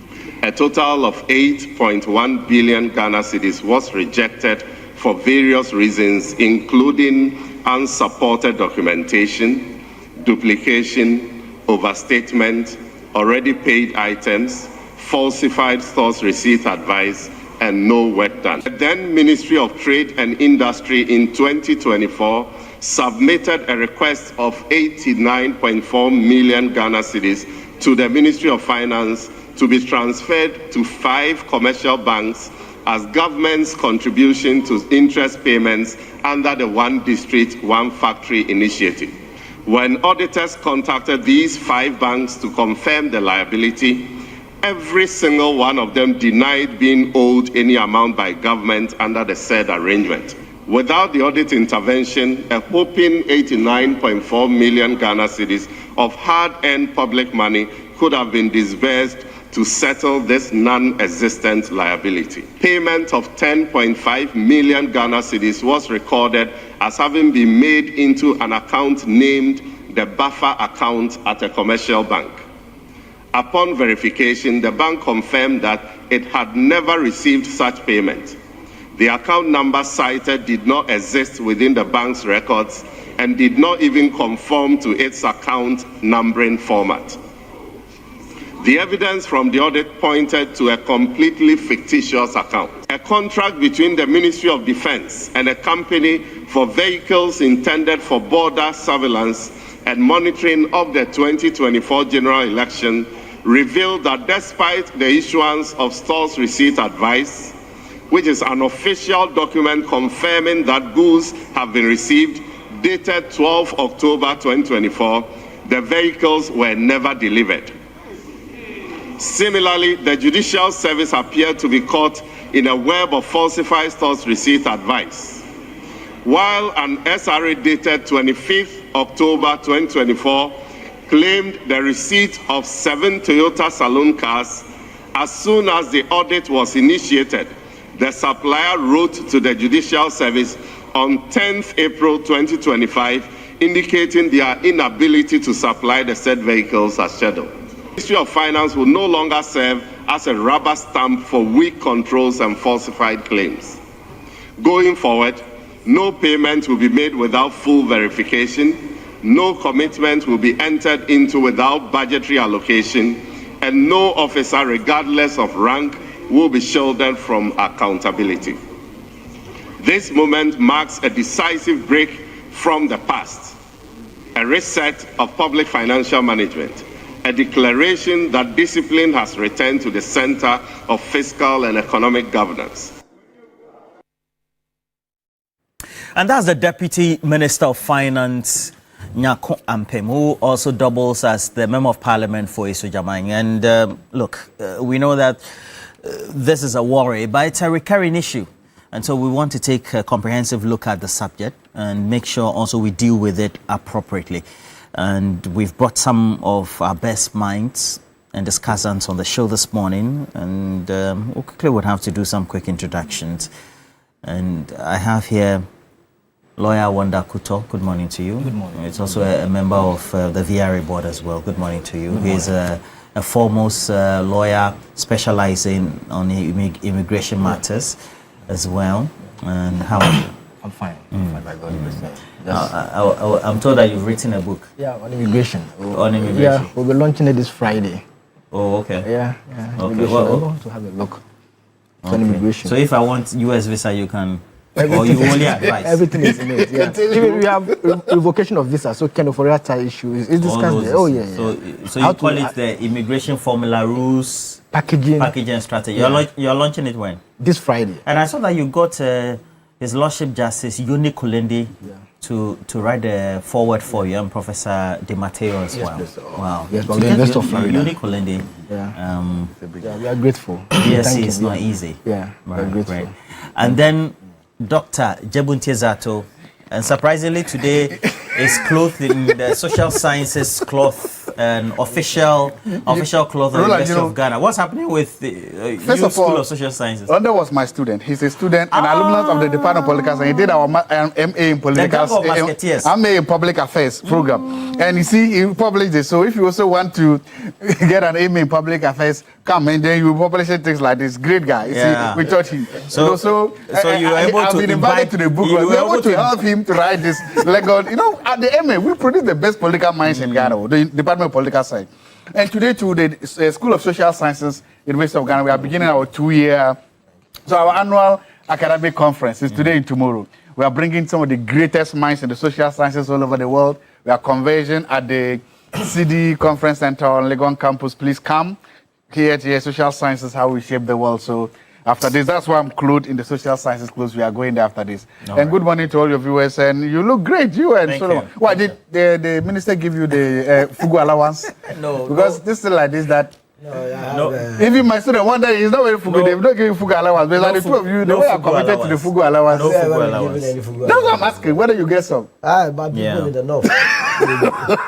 I'm grateful to them. They bring it to me, and then I can't take it from them. Yes, I'm here to introduce you. So Aaron is here doing entry. Is from the MPP communications team. He's joining us this morning. Aaron, how are you? I'm doing well, Roland. Let me be quick to also add my voice to the book my senior has written. You see, Dr. Zato was quick to just claim him to the Political Sciences Department of Legon. But you see, this is a trainee of the Ghana School of Law. And so Ghana School of Law, this is a legal book, and you see Professor Doc trying to buy some marketing. I'm not a lawyer. I'm not a lawyer. Oh, must you announce this? Must you announce this? I'm a lawyer. He's in training. Yeah, but you're also a student of law. Our MA program at you are a student of law. You are hiding it. You are hiding it. You see, the reality is that looking at the Venerable Justice Emmanuel Uni Kulendi writing the forward should tell you that the book is a good book. But for the diabolic that is reflected in the book, bringing Kenofreata issues and others. The law, the vocation. Let me clarify. Relax, you have your time to clarify. On Friday, you have the whole time to clarify. But on Friday, we will all be joining.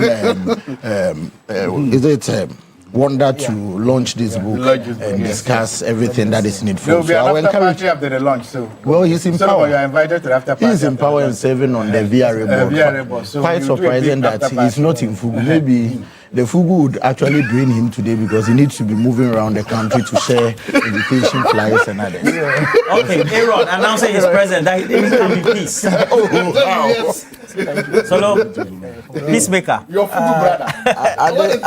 He's your Fugu brother. I think Jaja can only make peace. The truth of the matter is that he has done well by writing a book.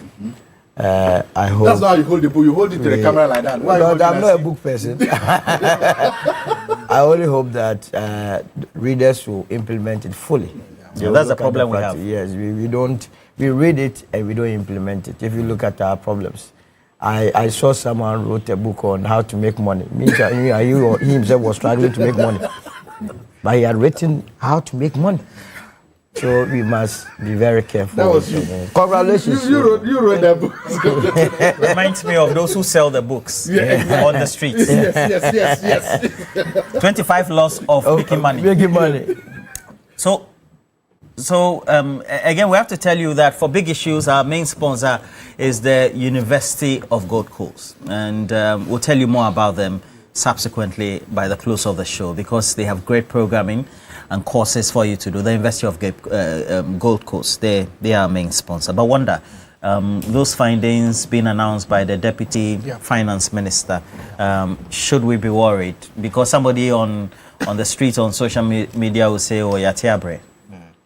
Yeah, thank you very much. Good morning to you, my seniors here, and our cherished viewers. I must say that, you see, this issue about illegality in the public service, wastage and all of that has transcended on different governments. And this morning, our attempt not to do politics with this. Because if you look at the issues that have come up, there's issues of fictitious claims, the issue of falsification of SRAs. By SRA, I'm talking about the store receipt advice. These things cannot be done by politicians. These are done by technocrats. And it's time we call them out. You see, what we have done to ourselves over the past years is that we blame NDC, MPP, we blame each other, and the technocrats take advantage of the system. I don't understand. What have the technocrats done to you? They have supervisors and political appointees who are heading those ministries. Almost all institutions have internal audits. Well, that's true. Yes. So how do we raise certificates when people have not done work in this country? Fictitious claims. And this was around the same time when Ghanaian students abroad were struggling. No money to pay for their scholarships. Yet we raised certificates for persons who have not executed any job. We must put an end to all of this. We politicians must come together and fight this. The issue about order from above is wrong. The law is that you cannot take unlawful instructions. So if a minister or a chief executive asks you to do something and you know it's wrong, you must not, as a technocrat, implement it. You must face the issues. And your job will be secure? No, that's what I'm talking about. We need to face it. They must blow the alarm. If a politician tells you that, and most of these contracts, some of these contracts were awarded during the electionary period. You understand? So you could see where it's coming from. People need money to run campaign. And I don't want to do it NDC, MPP, because when we do this, we lose sight of the issues. This one, we must go hard on the technocrats. We pay them from taxpayers' monies. Because if you look at some of the findings... one district, one factory. Look at the amount that has been wasted. What do you mean by wasted? Oh, some monies were paid, over 10 billion were paid to a buffer stock account. If you look at the reports, over 10 billion. And the bank, upon verification, the bank said the account this does not even exist. I mean, how can we be doing this to ourselves? One of the reasons why the Agenda 111 could not be completed was because of lack of funding. Yet, we are wasting money. This morning, I will not sit here and blame any politicians. We must descend on the technocrats. If you say is a politician asks you to do something, what does the law says?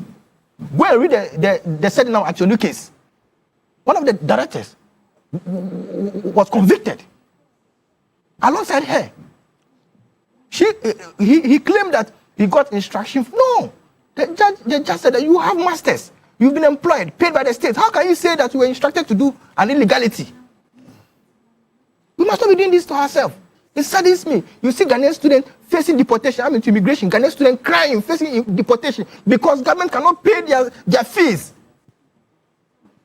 Yet we waste money, giving money to contractors who have done nothing. Why do we do this to ourselves? People are still schooling under trees in this country, under both regimes. But we are giving money out. Of course, this money has not been paid, but certificates have been raised. This is what we have found out. You can imagine what we have not found out. You can imagine, Roland. And We keep blaming each other. We blame this, we blame MPP, and people and this every institution. Look at the reform the deputy minister was proposing. He said from henceforth they will do verification. No verification, no payment. It's one of the reforms. Should it be about the Ministry of Finance? Those institutions where those certificates are coming from, don't they have internal audits? Can the verification be done at that level? So what happens if one day, if Atu is no longer the finance ministry or the APIM is not the finance ministry, what happens? That is the crack of the matter. Let's turn to our institutions. How do we ensure that public sector workers who take directive from their oversight political heads are able to stand on their ground or on their feet to insist that what is right needs to be done? Yes, so basically, it's a matter of changing the mindset of Ghanaians. We see transfers as punishment in this country. This is my 10th year in the public service. In fact, in 2017, when NPP came to power, I was transferred from Keta as a district director to Garu Timpani. Great learning experience for you. I didn't see it as a punishment. I went there. You went to Garu Timpani? Yes, from Keta. From Keta? Yes. This is my 10th year in the public service. But a lot of people in the public service, they see transfer even from Laboni to, let's say, Adenta or Medina as punishment. So because of the anything a politician says, they want to carry it out because they are scared of being transferred. These are some of the issues we need to look at. Thank you, Roland. Dr. Zato, these are clear policy issues and falls just clearly within your domain as well. When I saw this story, I said, hey, Solo is going to get very ballistic this morning. Why? Because I know you are going to go very ballistic. And I must say that is the aim in public affairs from the Department of Political Science that was speaking like that. You know, he was speaking from that aim perspective. So, yeah, look, he's right. I believe both in regime and post-regime accountability. So I want to thank the finance minister for this comprehensive audit. I want to thank him. It's a good initiative and I'm glad it has come. My prayer is that, as he's saying, it doesn't become the normal or the regular football we play with these reports. Because accountability matters and it matters a lot. We must then ensure accountability. Accountability here then means what? Remember, we sat here, Roland, if you remember one day, we said, look, there are two types of, let me say, allegations of corruptions in this country. If it is against a politician, it is sexy. Oh, everybody wants it. But it's against a non-politician, it's not sexy, it's boring, it's dull. No, like before you realize we use it to play football and then we forget about it. Today, or this particular report, I want us to treat everything as being very sexy and let us follow it to its logical conclusion. Because there is enough blame here to go for everybody. One, the politicians, I will never exonerate them. I will never sit here and try to cover for any politician who raises the hand, swears an oath to protect the public purse and goes and misuse it. Let the chips fall where they belong. Any man or any woman who refuses or who misuses or uses his or her office, abuses the office for his own personal parochial gain must face the consequences. I will never sit here and justify that. So there's enough blame here to go for politicians. And I pray and hope that they get it. Two, the bureaucrats. And that's what he was saying. Internal audit people approve these things. How did they do that? How come we are not naming and shaming the internal auditors who approve these fictitious things? How come we are not naming and shaming the officers, the procurement officers, or all the bureaucrats? What have they done? They submitted fictitious documents to you and you approve them. I think that's what they are saying, right? That's what the document is saying. You were trained, you have a degree, either a BA or an MA, even a PhD, in procurement or in auditing and whatever. You were taught how to determine these things. If a medical doctor misdiagnoses somebody, he faces consequences. If a nurse misdiagnoses somebody, he faces consequences. So what happens if an auditor misdiagnoses, let me say misdiagnose a document, and then the state loses millions of dollars? What is the consequence? You cannot tell me that it's politicians put pressure on you. Of course. It is a duty. The politician do it. Because, see, politics is governed by rational self-interest. So the politician is there to maximize his rational self-interest. Bureaucrats are there, mostly they engage in empire-building activities. So you are there, and which is also the problem here. You are there, you are trained, you have a degree in accounting, you have a degree in internal audit. How did this pass by you? And this is where the ACA people, and I think the auditor internally, if they have a union, if they have a group, this is where they must come up to. They are complicit in the looting of public affairs. These internal auditors and auditors, they are all complicit.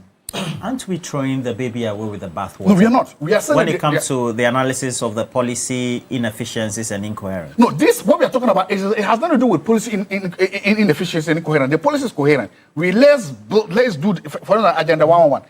It was a very clear policy. Let's build 111 hospitals to help ameliorate our health challenges. Clear. Okay, so enough of that. That is a 2. 3, the contractors. Why are we not seeing people's licenses being revoked? Yes. Why are we not seeing contractors being punished? Why don't we get name and shame the contractors who were colluding or who colluded with these bureaucrats and politicians to fleece the state? Why are we not seeing that? Why shouldn't we? We should see that. We should see them blacklisted. Say that, look, contractor A, contractor B, contractor C. You took look. There's one of this agenda 111 in Golu, in the Sala West constituency. There's another one too around Fonsi, my uncles. Very big, amazing. If you go see, it's the biggest buildings in this two constituency. And I can just imagine if it's completed. Even if you look, Ghana Health Services and all allied health services, the jobs alone they will get.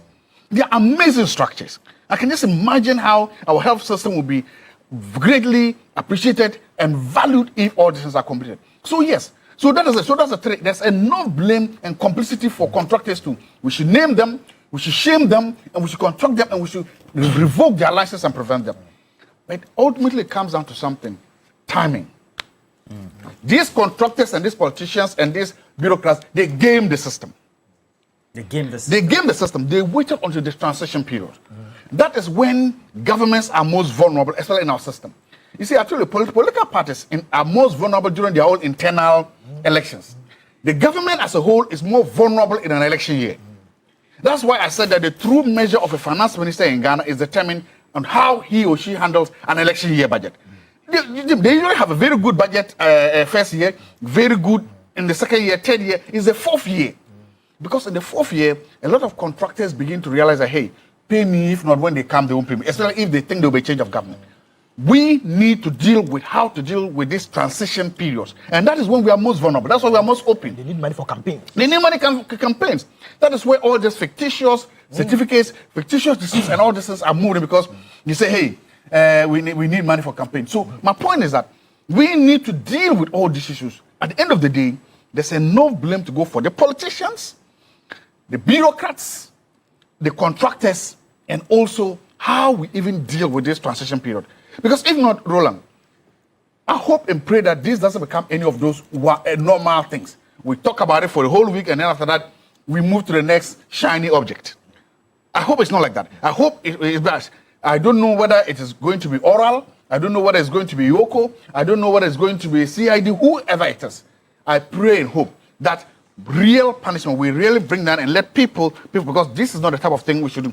Imagine if this money was there. Those two agenda, 111 man I'm talking about in my uncles and in Golu would have been completed now to help ameliorate the healthcare of our people. Thank you. Yeah. And Aaron, 8.1 billion, that's a lot of money. But it's not the first time we've heard these before, right?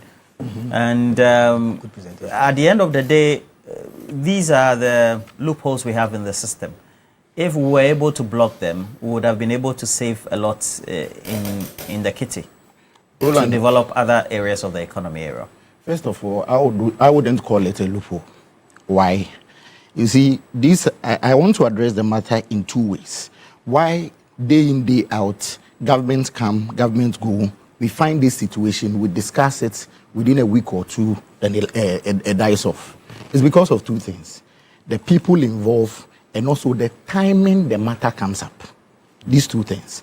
Now, when I say the people involved, Roland, I'm a supplier for companies. If you supply items to a company, let me even use the Ghana Police Service. Let's say you are supplying vehicles to them. There are three people who sign the SRA. That is the stores, the technical person also, and also the you mentioned the receipt, stores receipt, and the advice. The first person who takes it is the stores. He receives it. Then it goes to the internal auditor who will confirm that, oh, we had this procedure for you. that go and purchase, let's say, a Land Cruiser V8 2025 edition.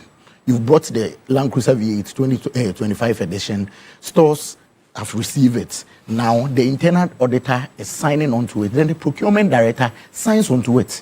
So the question is, why should you go through these three people and we come back to the table that there is 8.1 million? Those people should be held accountable. I say the people because when it comes to politicians, they are the low-hanging fruit. Every politician in this country, whether you've committed a crime or not, naturally the Ghanaian people see you in a certain light because of how our fellow politicians even describe us. So if it is wonder, I say the NDC has stolen this kind of money and I create all lot of bars around it and we have that discussion, then we go. Next time he shifts it on the MPP, it is Aaron, he does all that conversation. But the problem is that we end up every day and you even find the politician not even signing such documents. It is the technocrats in that organization. The politicians don't. We are mentioning 1D, 1F. Probably would have even come back to a lot of ministers here and there moving in and out. But the point is, did even the politician sign that? The politician didn't. You get it? The politician didn't. So when it comes to the technocrat, that should be held accountable. Because sometimes I sit down and I ask myself, if audit, even when they are having a procurement, and there is a tender, there is an evaluation committee that the said department that will be receiving the procurement item, it has a rep on it, the procurement team, the accountant and everything. You don't even find the head of institution on the said evaluation committee. Then we are done, then you find only the politician being arraigned before court. Then it makes the conversation, oh, it is MPP. If not MPP, it will be NDC. We were in this country, we heard of Stephen Asamoah Boateng. We heard of Ghana at 50. We heard of a number of them also. This is some rice or something. We heard a lot of things, even also under the MPP. It ended up nowhere. The second thing is the timing. The second thing is the timing. You see, look at when the minister is presenting this. You see, the timing raises a lot of perception in the minds of Ghanaians. You mean for you? Oh, a lot of Ghanaians. Because you see, why is the timing of the release? That's when the Auditor General. Because even when you go to their site, you'll find that it's now they have to submit the reports, and they've submitted the report to the boss of the Exchequer. That is not in dispute. You see, yesterday I was in Parliament at the public gallery and I was following proceedings. And I heard the minority MP for Menchia South, lawyer Naneji Ibafo, now making a statement. He said that, you see, you submit a statement without the report, and we don't even find the management letter to even know the responses. What is the rationale behind submitting it this time without providing this necessary document for us to check? Myself in the MPP, the training I've gotten in the MPP, my professional training where I work, I wouldn't come in here to sit here that, my brother Wanda has committed a criminal offense or has duped the state or dissipated state funds. Dissipated state funds. And as such, he should be let go of the hook. No, I wouldn't do that. But you see, the timing is when the Ghanaian people are already in motion discussing certain issues like electricity bills that affect their day-to-day lifestyle. And you bring this up, there is that likelihood that any person who is politically conscious will say that a statement that will be submitted without the report for us to see the management letter is just to show up and cover the conversation on the electricity matters. You mean that's for you? That is what the general perception is. Because the finance minister is working, and so that is not in dispute. That is why I said, if you are working, you submit him with a report. For us to all of us to see that yes, this is the management responses, the organization or the state institution or the persons and the investigations responded to, then we can now make an analysis of it and see that they are culpable or not, and probably prosecutions would carry on. It says this one is peer agenda. It's communication disruptor. That's from what I deduce from it. It's rather unfortunate, you see. But how would you respond to this? For example, this one is from Delight and says that we are tired of listening to rubbish allegations. You claim you're not happy, yet you can't prosecute offenders. Obviously, you're all there to enrich yourself. That is an ordinary person. I mean, that is the point, and that is where this morning I will focus. How many times, deliberately, ever since election 2024 was over, you will bear me out.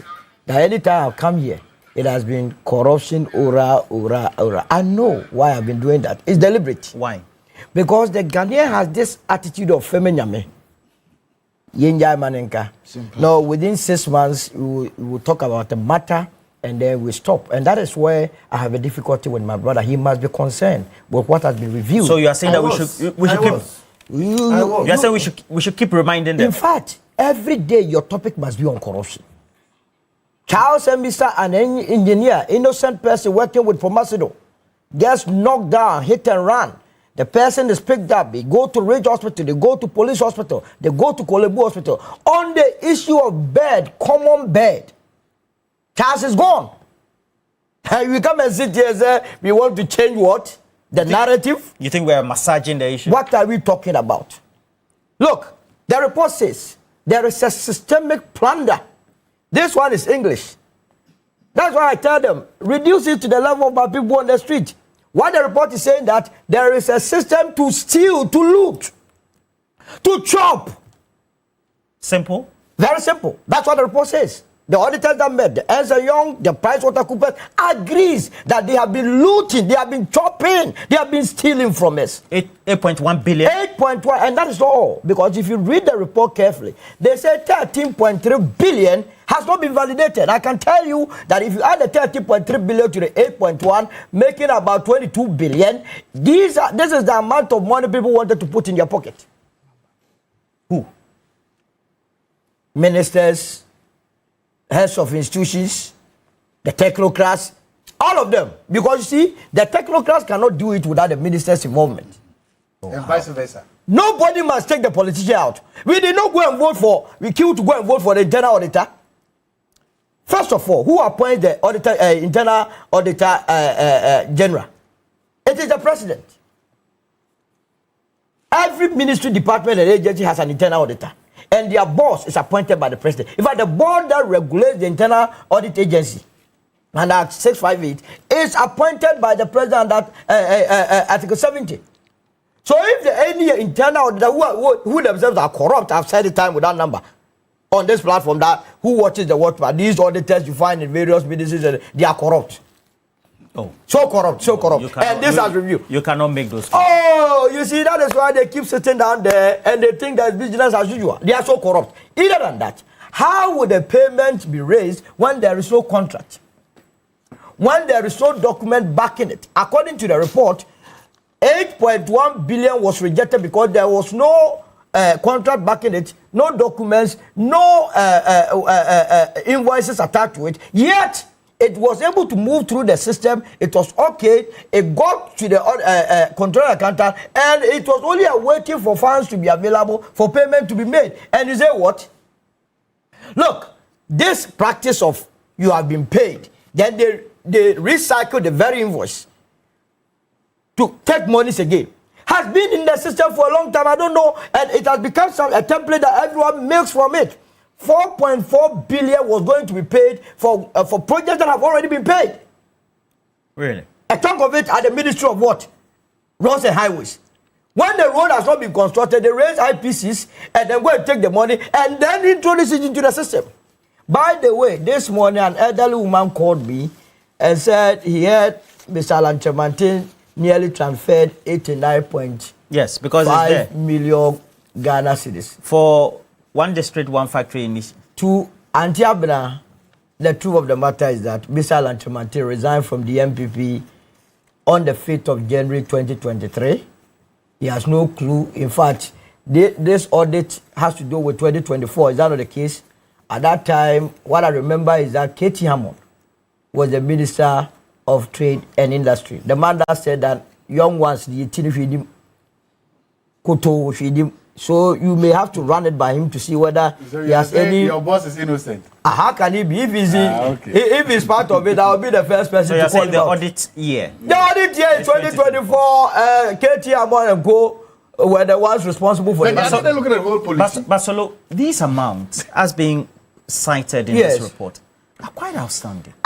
They have looted you, and you are not. You see, the youth of today, they are home.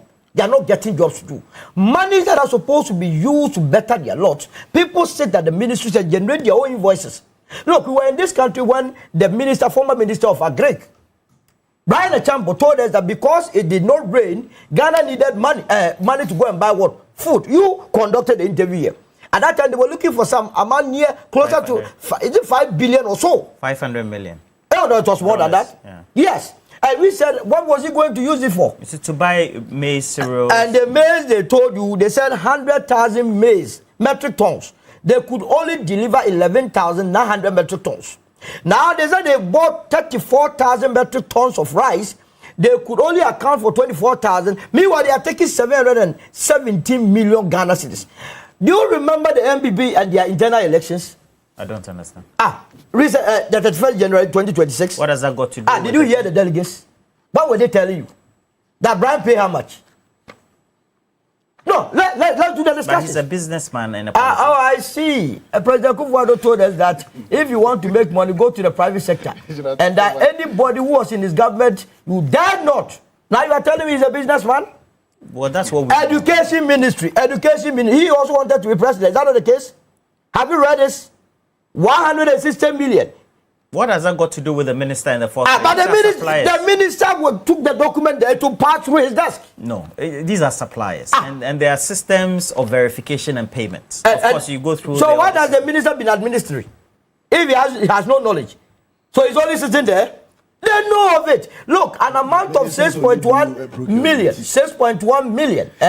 You are talking to me about procurement. Charlotte said, was she a procurement officer? Was it not based on procurement that she was sacked from office?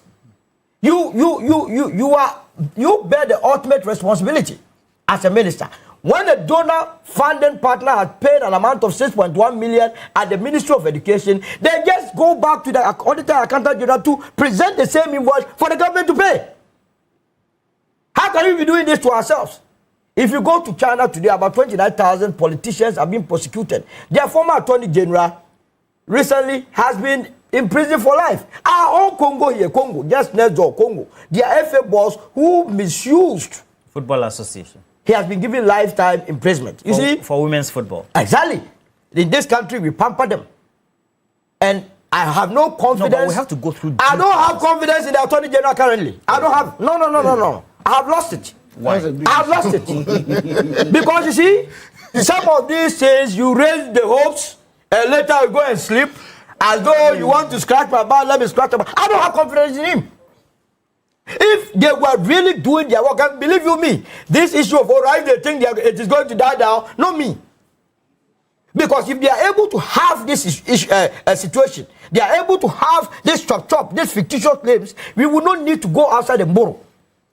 Why must people, you understand, people whose monies were taken as government bonds, this is the reason why we couldn't pay those government bonds. The old men, Dr. Amma and Co. The domestic. Because the monies we took, we did not use it for any productive work.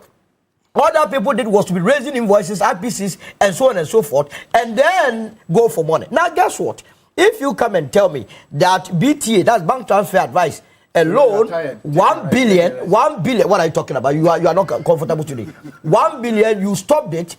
BTAs, the good thing is that it has the details of the company that is paying and the recipient. So this is why you don't need any major investigation to run all of them up. And it must not end here. We must go back. Because before they will do this 2024, immediately have been doing it in 2023, 2022, 2021, 2020, 2019, till 1957. We must be investigating all these people and come out. And I heard the minority in parliament saying that, no, this is not the way to go. Look, if you love this country, these ones are not news. It is something they have been doing, and that is why they are emboldened. And we must call them out and deal with them constructively. So how do we deal with this? How do you propose that perhaps systematically we need to curb this, so to speak? Yeah. So like I indicated earlier, there is a need to take on the approving officers.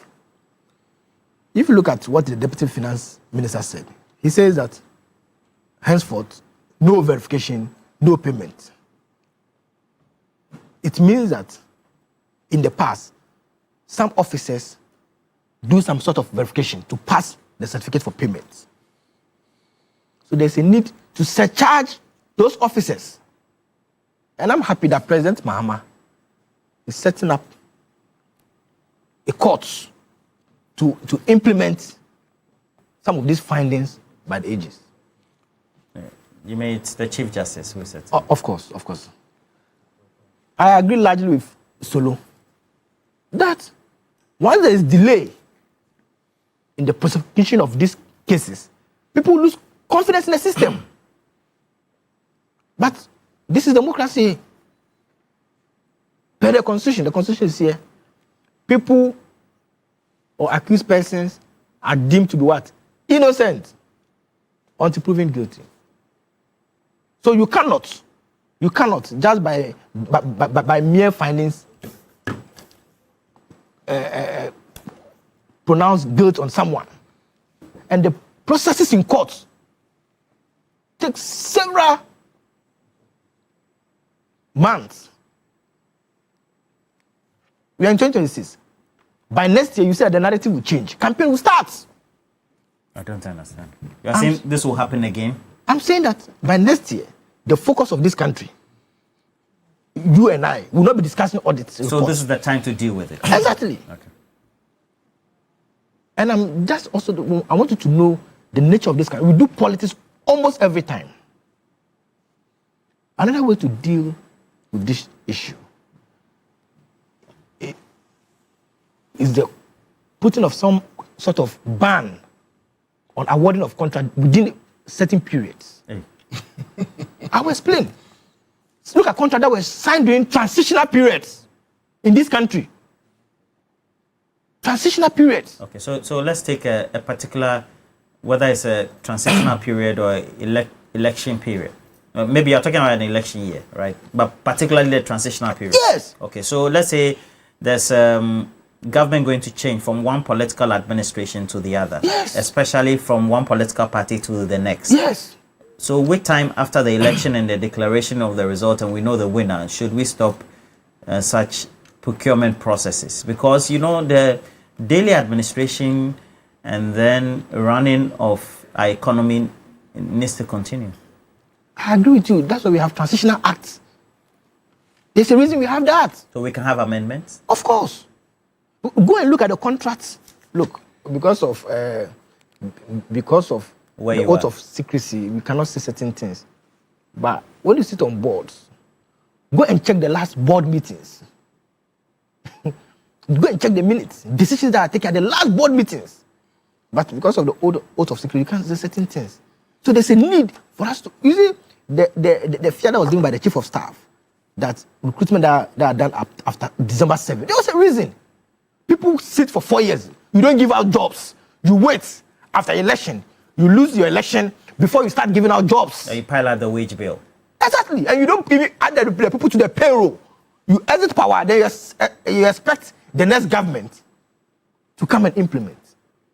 But they're all Ghanaians. Exactly. I'm just telling you. In the 4 years that they were in power, are the people not Ghanaians? We are trying to solve the issues. So awarding contracts at the last minute, I call it midnight contracts, are no longer tenable, Roland. So if you want to deal with these procurement breaches and all of that, look, one of the issues that was raised was the falsification of the store receipt advice. Which politician handle store receipts? Which politician handle store receipts in this country? It's the technocrats. They handle the store receipts. They create paper trails for non-existing services, goods, with these store receipts. Forgery. One of the things we don't do in this country, we don't define accountability. We just say accountability. Yeah, so what should we be doing? Accountability for what, for whom? One, we have to clearly define accountability. The literature sometimes talks about 4 different types of accountability. One, we can talk about hierarchical accountability. Basically, it's a hierarchy. Who approved this? Who minuted on this? Who did this? That is something that you can say, because our bureaucracy is hierarchical. It's structured and hierarchical from the very top to down. We can talk about hierarchical accountability because the value point for hierarchical accountability is efficiency. And that is obedience to organizational directives. So if you're at the store, what is the organizational directive for approving that? We can leave it there. We can just talk about that hierarchical accountability and hold you accountable for that, because That has nothing to do with a politician. Then we can talk about legal accountability. Very simple, straightforward. It's legal. The law says don't do it, you do that. That is probably one of the easiest ways ones to establish legal accountability. That don't do this is what? Rule of law. Third, we can talk about professional accountability. You are an accountant. You are a procurement specialist. You are a lawyer. Those professions have their own codes of conduct, their own ethical values. They have their own training. What you did, they did go against your training. What you did as a surveyor, they did go against that. What you did as a teacher, they did go against that. That is why Solo started talking about that ambulance no bed case. You are a nurse. You took the Nightingale oath, or you're a doctor. You took the Hippocratic oath. Did it tell you to turn away a patient because there's no bed? What if you made a patient at an ambulance scene, an accident scene? It's an ambulance scene, you are going to ask for a bed before you start trying to restore life? Okay, so that is what we call professional accountability. Then the last one, we can talk about political accountability. Political accountability is about responsiveness. And that's what we can talk about, responsiveness to the what? To the external stakeholders and to the people.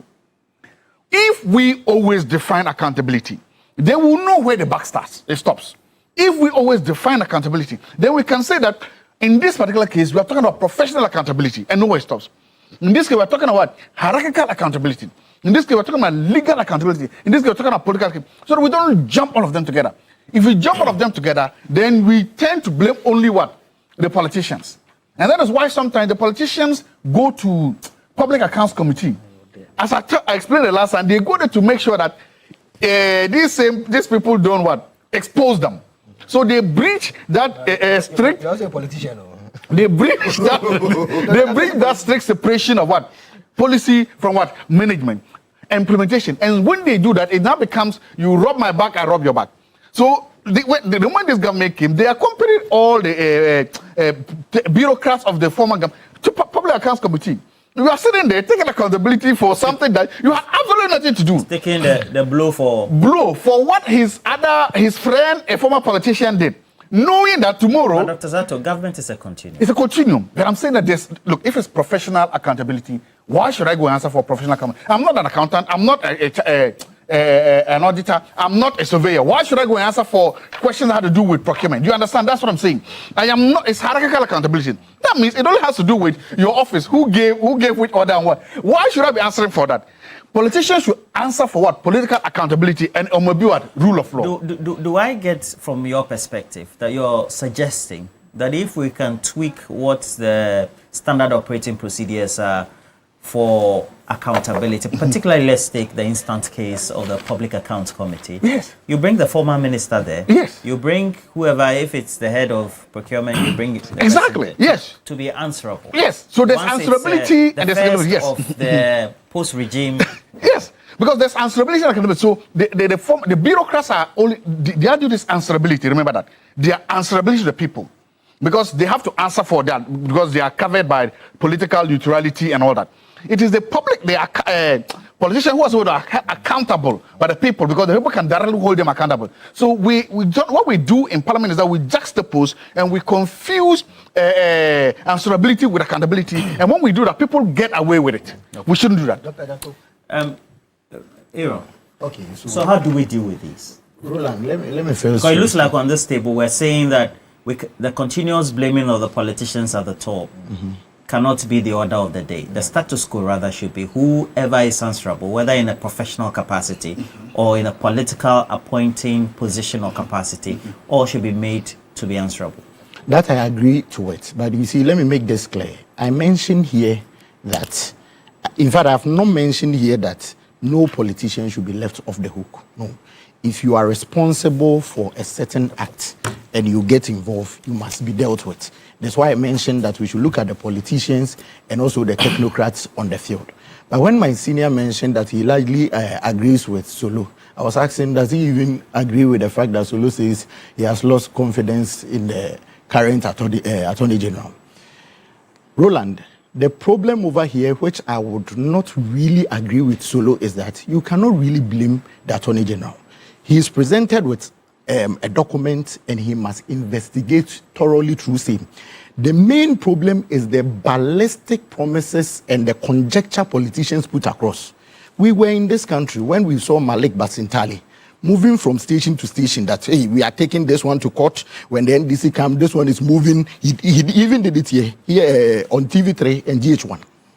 He went around listing all these people. We saw Okujeto Ablakwa, who knows next to nothing about investigation, moving around telling the whole country that there is likely, please, I don't like that. There is a likelihood that ORA is going to give us 20 billion. Surprisingly, the former Auditor General on the said committee, who understands how audit is done, came back to tell the entire country that they gathered garbage. So if they gathered garbage, what should the Attorney General do? What do you mean by garbage? He said it. He should be able to explain it. It's not me. The point over here is that when you keep on bloating the ego of the Ghanaian people that, oh, the MPP was corrupt, this politician was corrupt, it ends up at this point. But you see, my senior mentioned that in transition, they signed contracts. That is not a problem. Roland, if you read Article 66, Clause 1 of our Constitution, it says a person elected as a president shall, subject to Clause 3 of this article, hold office for a term of 4 years, beginning from the date on which he is sworn in as president. So your 4 years ends when another person takes over. Please, senior, you are my senior. I beg you, please. When someone is appointed a president or elected a president, John Mahama elected president, sworn into office on 7th day of January 2025, will no longer be a president when there is a new president on the 7th day of January 2029. And so after election, you are still a president. It is why in 2016, somewhere on the 28th day of December 2016, we saw President John Mahama appointing Daniel Domlevo as Auditor General. We complied with it. So that excuses of when there is a transition, you cannot work another. So it is neither here. People must be held accountable for what they do. Now, Solo raised a critical point, which I agree with him, that there is no bet. Some of these monies are going there. Is there mere charade of parading certain things and behaving that as if we have a problem to deal with or not? Because if indeed this is true, we must hold the people accountable to the extent that, for now, Roland, as we speak, teachers have worked over 15 months and they have not been paid. Such a teacher also received a letter from the GES telling him that you cannot even demonstrate for your money. It's because we have certain money like this being locked up. But you see, the problem is that it shouldn't be the mere charade of aura, like people who move around, you see a committee being set up, even invading people's privacy, creating a perception in the minds of Ghanaians that as if there is corruption, then they end up. Now, the Attorney General is telling you that the 20 billion Samuel Okujeto Ablakwa said is his own calculation. What does it tell you? So you see, when maybe you may have your reservations with him, that I agree. But if it is some of these things, their own oral committee told us that they gathered garbage, you put pressure on him. You see, there is this case I want to mention, R versus Sussex, ex parte McCarthy. This is what Lord Hayward said. He says, justice should not only be done, but should manifestly, undoubtedly be seen to be done. Now, the point over here is that if we have an issue of corruption, the mere fact that there is an allegation, he is a lawyer. You should appreciate the fact that the person should be taken through the due process of law. So that, in fact, in law, they say that it is better that 1,000 criminals even walks away than you put an innocent person behind the bars. Yes, people must be prosecuted, people must be held accountable, but it shouldn't be on the ballistic ego and the mere lies they peddle into power. This is what they told, hey, tomorrow, Dr. Zato will be going to court. Tomorrow, we'll be lining up Solomon. Tomorrow, Aaron will be going to court. Solomon is going to court. And today, we come here, and you yourself come to tell us that you gathered garbage. So you're saying the campaign promise doesn't reflect the reality because of the cost of justice and the way you have to undertake prosecution. The point I was trying to, you should be measured and put the real issues before the Ghanaian people. Else we will all end up at this point. That Aaron didn't come in peace. Oh, so the truth of the matter is that, bro, what we are discussing is an audit. How do we resolve these discrepancies? The Attorney General must immediately go after all those that have looted us. This report gives details. For instance, if you go to the Ministry of Defense, it tells you an amount of 4.8 million that they had allocated, or they claim they bought some vehicles for surveillance during elections. When they checked, nothing of that sort took place. This one, you need any Solomon to come and tell you that you must begin to invite the former Minister of Defense to come and answer. You don't need it. You go to the judiciary, those that are supposed to be supervising justice.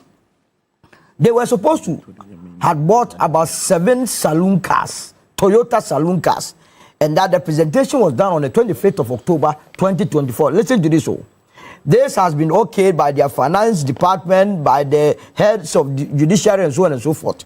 When this audit started, immediately the supplier wrote to them that he's sorry he had not been able to meet deadlines. When, as a matter of fact, it has been captured as something goods that have been supplied. This one, do you need anybody to tell you that? It's a low-hanging fruit. This one equates the Pualugu Dam syndrome. These are all low-hanging fruits like the Japan royalties that they went to London and also expended some $12 million. Japan royalties. And that one too was chop. So we have all these things in the system. If you listen to the conclusion of the report, that is where my anxiety rises.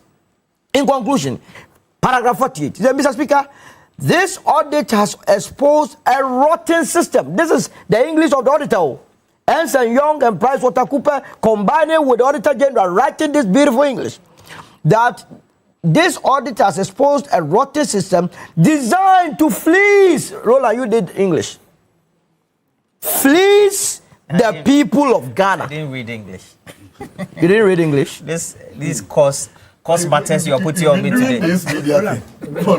Okay, because I use English as a medium of expression. But the finance minister. No, don't worry. The finance minister through the auditors is telling us that the system that is currently there has been put there to fleece, to swindle, to steal, to plunder the people of this country. And that if something is not done immediately, issues of fabrication of fictitious claims, issues of resubmission of recycled invoices, issues of forgery of stores receipt advice, and the treatment. Here, this is where I have been hammering, and I'm very happy that the auditors captured this portion. The issue of the treatment of public funds as personal entitlement rather than public trust. You see, when we put people in various positions, and today I was still drawing, the politicians are the ones causing this, because every internal auditor is supervised by the politician. If you go to the various district assemblies, don't you have the DCs? If you go to the metropolitan assembly, don't you have the mayors? If you go to the municipal assemblies, don't you have the municipal district chief executives? So they are there. If you go to the ministry, look, the Ministry of Finance itself, they are captured here as having engaged in fictitious claims. The ministry is evil. The ministry that is writing to us in 2024 under the able leadership of Amin Anta. That's what they are saying. That over 24 million Ghana cedis, they were going to take it for free. But that's where we are. We are, and the conversation is. It's not as if the political head is. No, it's not true. Don't take it. All the political heads, they have mentioned. Look, and this business, man. The reason why I took on my younger brother here, Aaron, is that listen to me. He started by saying the reason why I felt that what he started doing was so dangerous was that. He was saying this was to divert the attention that there was an issue to deal with, what do you call it, electricity. And that... So this is a communication disruptor. You are talking about 8.1 billion that could have gone waste. You are talking about 13.3 billion that could also add up to the 8.1 billion, and want to treat this matter as trivia? No. And that we should go and then discuss your propaganda that this is that. No. Propaganda. If we are able to deal with issue, probably... Forum. No, it's propaganda. Which propaganda? You don't buy electricity. But you don't buy electricity. When you empower, how much will you buy electricity? You destroy this country. You destroy this country. You have destroyed this country. You are not a pattern of doing that. But are you telling me that you don't buy electricity in this country? No. You are in this country. You came to destroy this country. You must not be having the mouth to be speaking. Please, who does not have the mouth? Myself. Aaron, they came to destroy the country. No, you see, Aaron there is that pattern of solo. But I don't blame him. I blame the Article 21. I blame the Attorney General. Okay, you blame who? Aaron. I blame the Attorney General. If they gather garbage for him, what should he do? What is garbage about this? When Domlevo said that they gathered garbage, we are moving beyond Domlevo. We are talking about auditor report. Please. We are talking about auditor reports. There should be a truce. You are not ashamed of this money. There should be a truce. I'm very surprised. You are very surprised at what? That you are defending mentioned on this platform that we should hold anyone who is liable accountable. That was afterthought. When he said that the election be discussing ECG. Don't do that. Okay. It was so wrong. Don't do that. Okay, don't do that's that. okay. All right, thank you, gentlemen. He must not be doing that. Okay, okay. He says don't do that. You say he shouldn't do that. Okay, so now we have a truce. Now, so he referred, because I wanted to get to the last subject. Yeah, just briefly. Which is about the new royalties bill. My brother Aaron referred to Article. Because Patrick Boama is raising issues. My brother Aaron referred to Article 66(1) and talk about the fact that 4 years once you are elected. But he knows at the law school, the first thing, one of the things that you'll be taught is that when you're considering the laws of Ghana, you consider it as a whole. The combined effects, of the said Article 66(1) and the Transition Act will tell you. Because if you look at the Transition Act, the purpose is not just to ensure the smooth transfer of power of assets, but also to prevent administrative chaos. You understand? So nobody is saying that if you are president, you don't have the power until after election. Nobody is saying that. But there's a reason why there's a Transition Act. There's a spiritual letter of the exactly. So unless of course the Transition Act. Hold on. Unless of course the Transition Act is declared unconstitutional. You understand? Unless you are saying the Transition Act is unconstitutional. All right, gentlemen. Unless I say the Let me respond to it. He's raised something on my professional competence. Let me respond to it. You are a student of law. You get to know that Article 1 Clause 2 of the Constitution talks about the supremacy of the Constitution. It is sad a lawyer will cite an act to be contravening the Constitution. Please, the Transition Act behind transition. What I said is that if you sign a contract after when transition is in progress, it is not illegal. You must be held accountable for it. Hold the person accountable for it. But he's making a suggestion that as part of the effort to curb some of these and then make it uncontrollable. Are people not figuring the transition period? Are you not watching? He said as part of effort to curb. It's an opinion he's raising. You shouldn't say the combined effect. Please. So listen. We can't say that. Please don't do that. You are running away from this topic. My brother came to fight. That's good. Patrick Abuama has been raising an issue about the new royalties bill that government intends to introduce. And we're told by Reuters as well as some of the Western media outlets that there's been a pushback from the West about us increasing the threshold from 5 to about 10%. My brother came with a calculator. Yes, because of that. I'll come and show it. For what? This is what I use for legal accountants. Use it. And between that, so 5 to 12. But Patrick Abuama is saying, among other things, it could also have some dire consequences for the sector, in which we're likely not to whet the appetite of investors to come and mine our mineral that we have beneath the earth. What do you say to that? Just 2 minutes on that, because our time is past. I also read what Patrick said. Honorable Patrick Boama said. He gave some conditions. He said if they are discouraged, the multinationals are discouraged, some people will lose jobs. I mean, this is the mentality of members, some members of parliament, unfortunately. No, he raised cogent points. No, I'm making a particular point. So his point. opinion cannot be his mentality per se. He's made a perspective based on analysis. As a country, we must think of diversification of our raw materials and process and add values to our raw materials by ourselves. Why? The multinationals, how much do they pay now? The current regime is a flat regime, 5%. And government is trying to bring a sliding scale regime where anytime there's increment, the gold prices increase for about $4,500 per ounce, they pay 12%. That's the new regime we are introducing. And the main aim is to boost revenue. And the member of parliament says that, look, the multinationals will be discouraged. And if they are discouraged, people will lose jobs. Why can't we think about industrializing our economy to process these raw materials all by ourselves? Should we always rely on this colonial mindset? That's the crux of the matter. And I'm happy that Gold Board, they are taking the bold step to refine our gold. So, and bear in mind, the usage of these funds about 55% goes to the district assemblies. So it means that if we're able to increase the revenue, district assemblies will get resources. And unlike the previous regime where monies meant for the district assembly were kept in Accra, this government is making sure that most of the money goes to the districts. It's not kept. The disbursements were centralized. Yes. So it's not the description you give is not same. Thank you.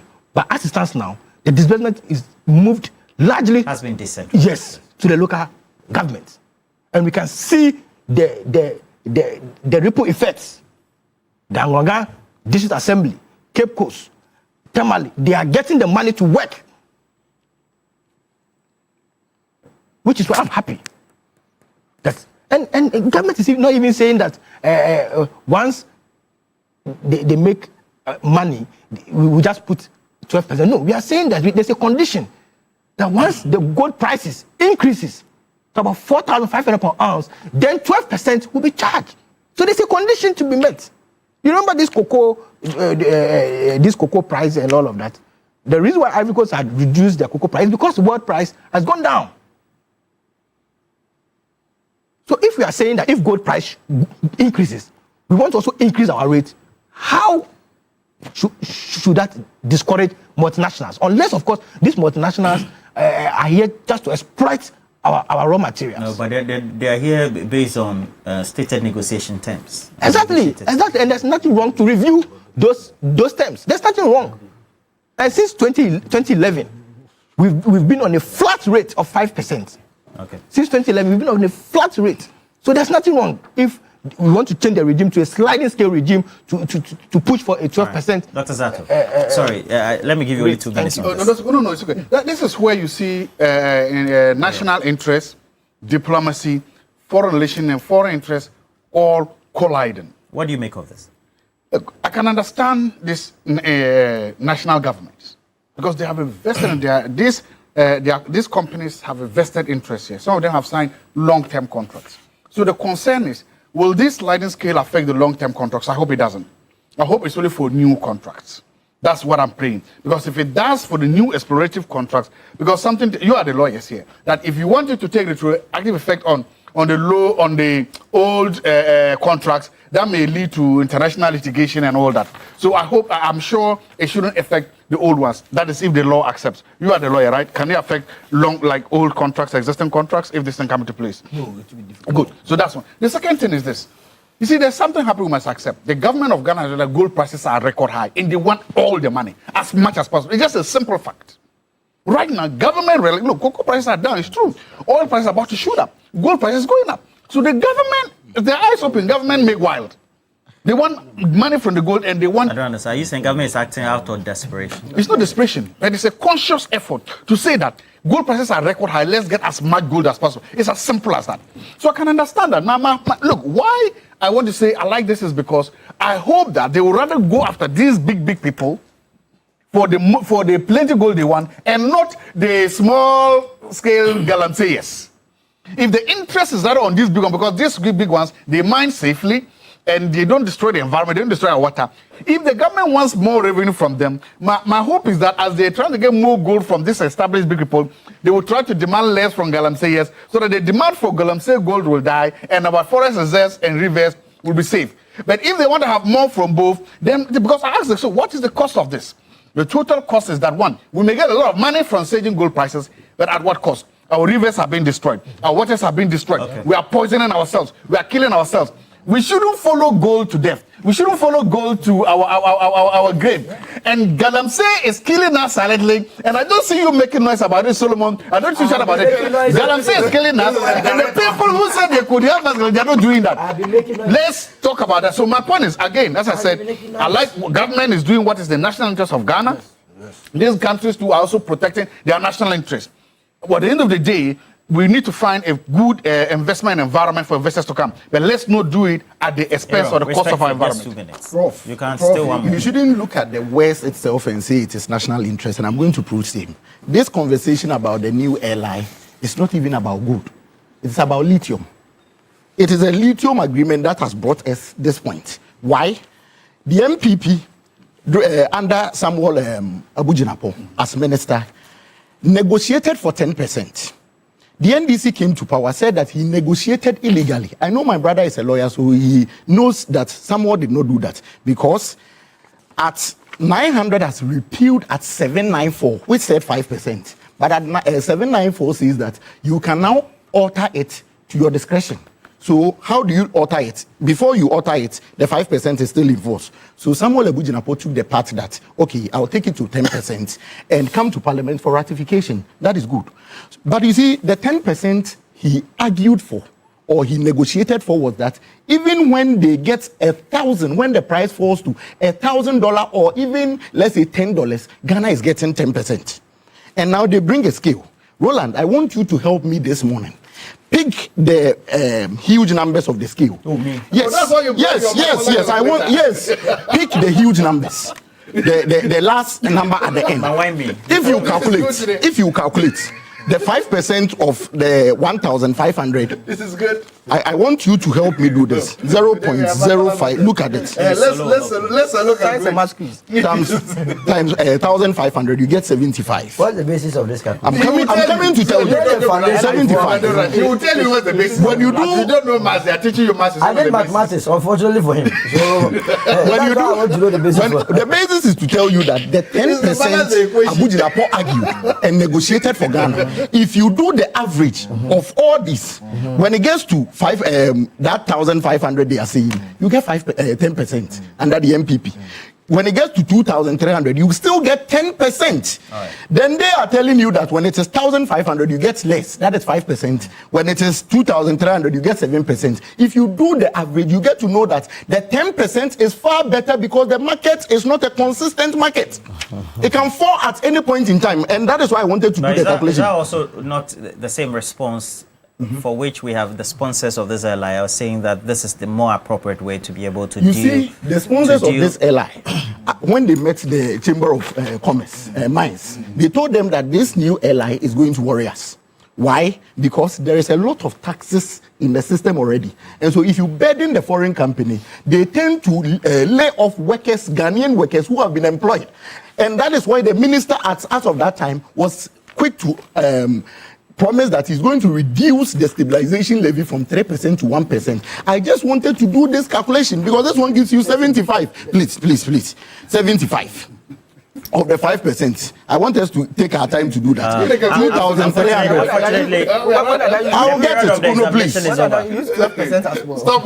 I'll do all of them and you do the average. You get to know that the 10% is benefiting. Please. Use the same calculator. You don't do that. I'm trying to get all the figures for you. I give 2 minutes and extra 1 minute. You use 4 minutes. Respect. Roland.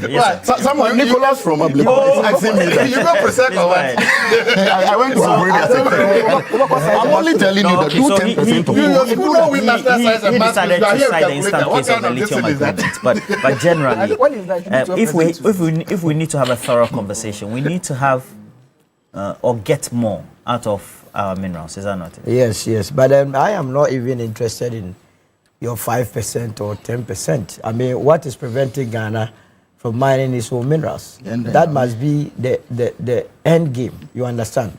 Because you see, all over the world, if you go to the UAE, my brother fortunately has lectured there before. I have done business in the UAE before. All the major companies, what the UAE government does is that it goes to outsource them to come and work for them. What is the big deal? The lithium company that came here, the last actually they had invested $185 million. The entire project. They are way up people. We are talking about this money. How much has really been saved according to the finance minister? 8.1 billion. Convert 8.1 billion Ghana cedis into dollars. Is how much? Is it not in excess of $185 million? It means we have the money here to go and poach experts to be mining for us to make the most out of it. Rather than this pretense of 5%, 12%, and we are happy. Someone is saying that, during MBB's time, we were going to sign for 10%. When as a matter of fact, during the MBB's time, the demand for EV vehicles, remember lithium, is basically for the production of what? Batteries. And when the demand for batteries was that high, and you go and sign 10%, are you doing this country any favor? It's not true. It's not true. I have the data here. It's not true. It's not the true. time someone was looking at both sides, it was $745. Which one is not true? Which one is not true? When he presented it before, it was $745. Which one is not true? So the truth of the matter is that they goofed. He was also.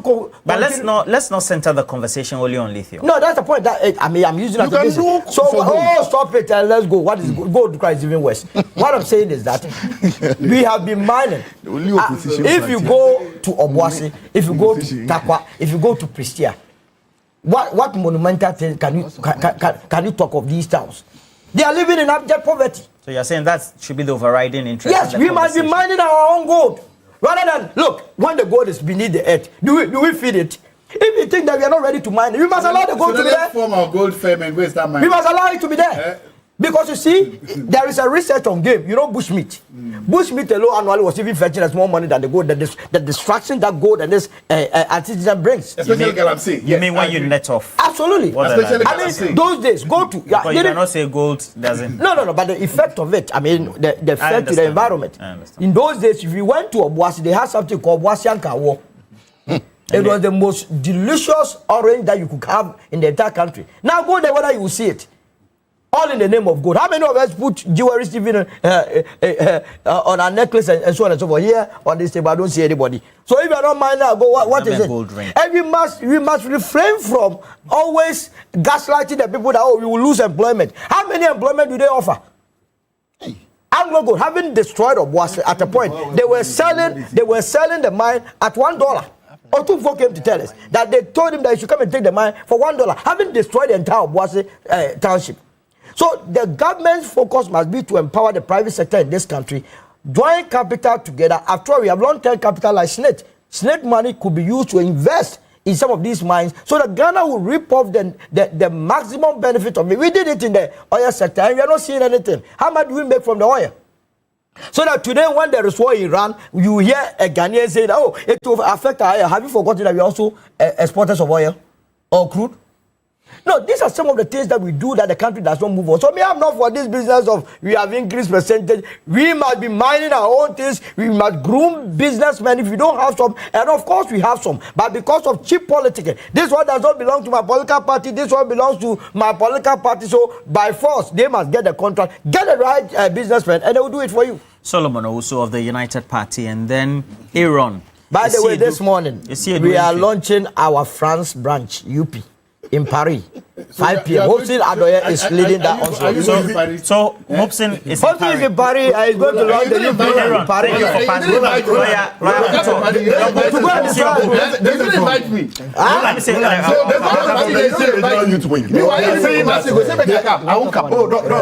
this is from the Eastern Regional Youth Wing. They say they can bet heaven and earth.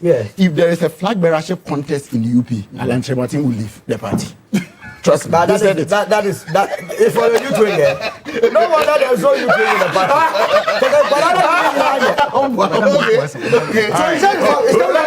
Let him talk about it. There's not a betting. No, so this is if you contest your party, you leave the party for you. You leave the party for you. If there is a contest in UP, let them talk about friendship. You write book before. You write book. Make the all right, okay. That would to me stop taking a dig at each other. We've ended the conversation. If they contest now, has written a nice book, the forward by two great personalities, Professor Di Matteo. He said he's launching it on Friday. So the author also added his Lordship Justice Uni Kulende, how he was able to persuade the distinguished Supreme Court Justice to be able to write the... If you also want to write like that, something to behold. So, do your MA there, and therefore they are building. As you use my phone, that's how you're able to get this nice book like that. Again, we have to tell you that when it comes to big issues, it is sponsored by the University of Gold Coast. Now, whether you're aiming for a specialist MBA in marketing communication, operations supply chain, human resource management, finance, entrepreneurship, innovation, or business intelligence analytics, or you want to advance through their dual MBA or chartered manager MBA, the University of Gold Coast gives you options that match your vision. And so if your next step is an MSc International Relations, Communications, International Marketing, International Law, Security Diplomacy, Accounting and Finance, or Human Resource Management, and LLM in International Law, Security Diplomacy, or an MA in Biblical Studies, Practical Theology, the pathway then is open for you. April admissions are ongoing, so you have to make sure you apply now, because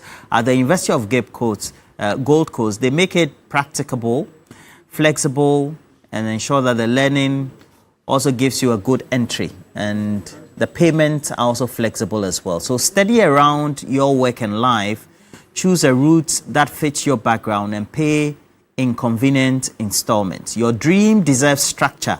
Your future deserves strategy. Your purpose also deserves training. Make sure you apply now through their online site, and then also call them on the following lines and gain admission. All right, 054-288-9045. We're taking a break. We'll be right back with the latest sports headline. Thank you, gentlemen, for passing through. Thank you.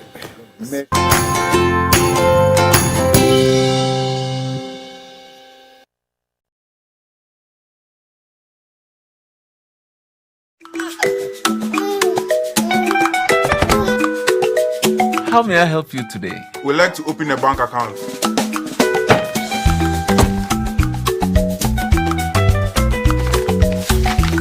Sign here, sign here, sign here, and here. And now you draw direction to your house. I need your thumbprint. And I'll need your birth certificate too. No, I need the original. A lot has changed since you bank like this. So have we. We've made it easier than ever to open an account online and bank on the go through our mobile app, online banking, and more. EcoBank, a better way to bank your way. Sign here, and here. EcoBank, the Pan-African Bank. Let me see. She's never had a toothache before. There might be a cavity. Don't you use Pepsodent? We used to, but I'll try the new one. Ah, that's why. But doesn't every toothpaste give cavity protection? Not really. Pepsodent's Cavity Fighter repairs tiny invisible holes to give 10 times stronger teeth. Will you trust Pepsodent? Definitely. Pepsodent, 10 times stronger teeth. Use Pepsodent's Cavity Fighter.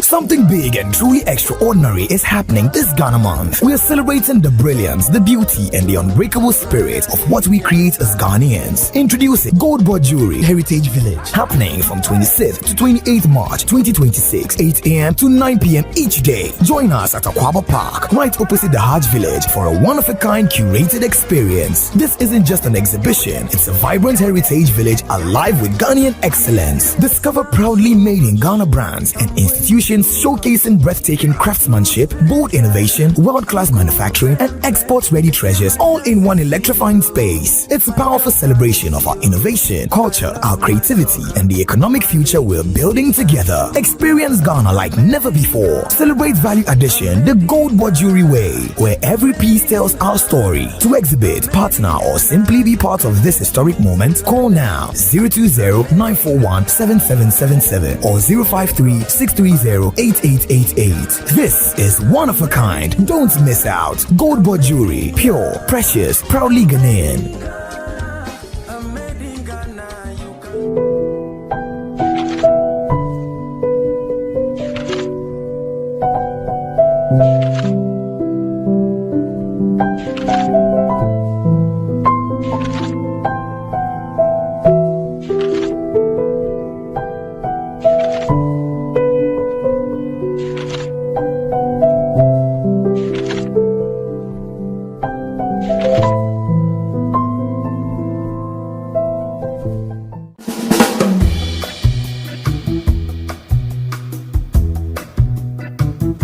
Charlie, oh bro, today no my car insurance die. Wait today to police camp.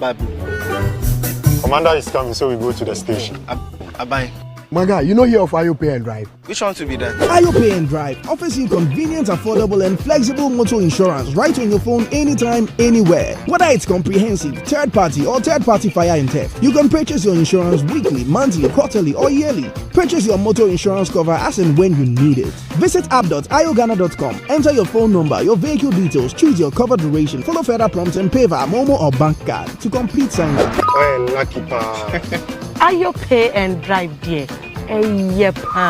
Senior man, then catch me too. I beg, put me on. IO, because you can. Underwritten by Sanlam Alliance General Insurance Ghana Limited. 26 promises joy, adventure, and new experiences. Global Wings Travel and Tours, in partnership with Media General, invites you to experience the best of Asia with an unforgettable Malaysia and Singapore tour this April 2026. Experience 9 unforgettable days filled with experience, luxury, and limitless fun. Your package includes return air ticket, 4 nights Kuala Lumpur Hotel, 3 nights Singapore Hotel, daily half-board in both cities, Malaysia visa facilitation, Kuala Lumpur City Tour, Petronas Twin Tower, Genting Highland with cable ride, inter-country transfer, Singapore City Tour and Marina Observatory Deck, Sentosa Island full-day tour with cable car, and so much more. Why wait? Make your April 2026 Malaysia and Singapore trip a reality with one call. Book now by calling or WhatsApping 0550 188 181 or 0553 688 398. Follow us on Instagram and Facebook at Global Wings Travel GA.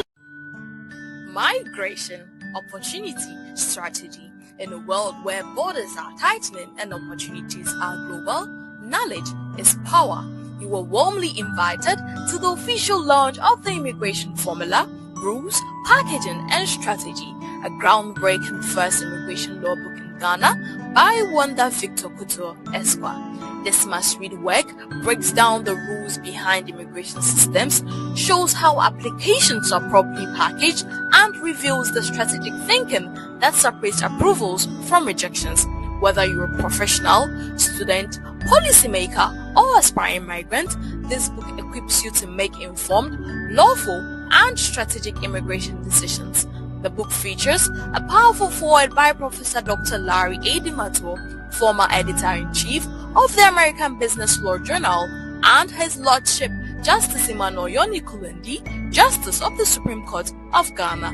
The program would be chaired by His Lordship Justice Emmanuel Yoni Kulendi, and a UK-based immigration and asylum practitioner, lawyer Ransford Echo, shall be the book reviewer. Please join us on Friday, March 13, 2026 at the Ghana Shippers Authority Ridge, Accra, 4 p.m. prompt. The main aim of this book is to help lawyers and non-lawyers to navigate the complex world of immigration. Get ready to grab a copy of the Immigration Formula now. Thank you. It's time to explore Ghana again. From 19th to 22nd March, join the Ghana Month Expedition. 3 regions, 4 days. Eastern, Ashanti, Central. We kick it off in the Eastern region. Chocolate experiences, fresh farm fruits, Safari Valley lunch with zebras and exotic animals, Bonsu Eco Park for canopy walks and zip lining, and then party at the Rock City Hotel. Ashanti takes over. Bonre Kente Museum, Kumasi Museum, Komfornochi Source Site, Lake Bosomtri for hiking adventures and sleepover at Rich Condos. Central brings the history at Singmanso, Cape Coast Castle, plus lunch by the coast. Then a Crown Resort vacation, quad biking, horse riding, water adventures. All this for 6,500 Ghana City single, 5,500 Ghana City shared rooms, and 10,500 Ghana Cities couple. You're interested, right? Call now 0531 100927 or 0247 120 633. Ghana Month Expedition, 19th to 22nd March. Don't just watch Ghana, experience it. Sponsored by Nero Prime Water. Today, I am the chosen one.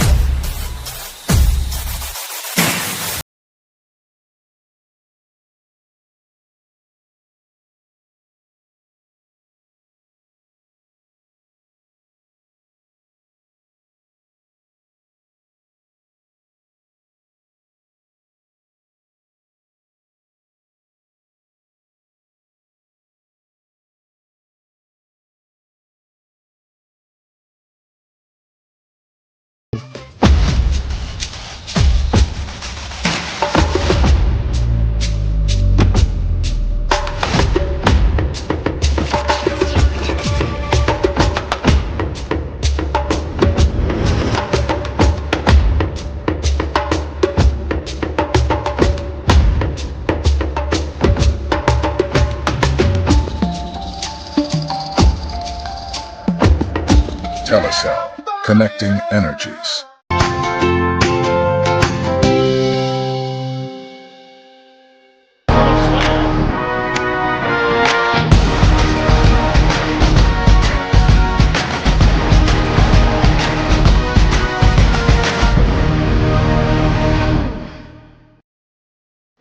Welcome back to TV3 Newday. Murtala Muhammad. Anameboy. That's the name. Murtala Muhammad is here. Yakubu. You always call me by that name. But do you have Muhammad in your name? No, I don't have. Oh, so it's because of the honorable. Yeah. Oh. You're a very good friend. Oh, his soul rest in peace. Yeah, So that's why I keep saying. I understand. Oh, so Murtala. Yeah. Oh, I'm sorry. Yeah. It's I don't want to Murtala take you Yakubu. back. I know. But I His understand. soul continue to rest in peace. Amen. Murtala Yakubu. Yeah. Is here from 3 Sports. How are you doing? I'm well. It's good to see you. Yeah, good to be back. You are one strong human being. Yeah, it's good to see you. Good to be And John Paintsill has been trending from yesterday. What was the title that was giving him? Something coach. He was actually an assistant coach, but now we are being told he's a high performance coach. That's what I'm looking for. High. And I was just saying, how did he come back? Well, high performance coach has to do with the performance of the players. So he analyzes every performance of the performance of each player. It's very critical. He pays meticulous attention to every detail that has to do with the performance, how a player runs, how a player tracks back. He is responsible for that. So he's a high performance coach. Yeah. Fantastic. And he's been speaking about that match between us and England. It's a big game. I mean, you know. When is it again? It's on the 23rd of June. Okay. It's our second game at the World Cup. You know, a lot of England is like a second home to Ghanaians. It is. It is. They haven't been there, but they say when you go to Croydon, people speak to you all over. Croydon. Everywhere. Because if you go to Croydon, you think you are in Ghana. Listen, Old Bond Street, New Bond Street, Enya Croydon, Milton Keynes, like everywhere. Everywhere. You meet every person, it's like you are in Ghana. There's no day I've gone on the Oxford Street or Bond Street that me who Ghanaian. So there's a close affinity when it comes to Ghana and England, and we've already played them once in our history. It was in 2012. We drew 1-1. It was played in England as Samoa scored the equalizer. We'll be playing them again in our second game. And jump into who is the high performance coach has been speaking to 3 Sports. He says that it's going to be a very difficult game, but he expects Ghana to pull through. Okay. Playing in England, play against England is always the best. Especially even the friendly match we played in England some years back. It was beautiful. The crowd was, the colors, you know, they believe the quality in Ghanaians, and the Ghanaians also believe the quality England has. So it's going to be beautiful, and it's not going to be just football. It's going to be more than football.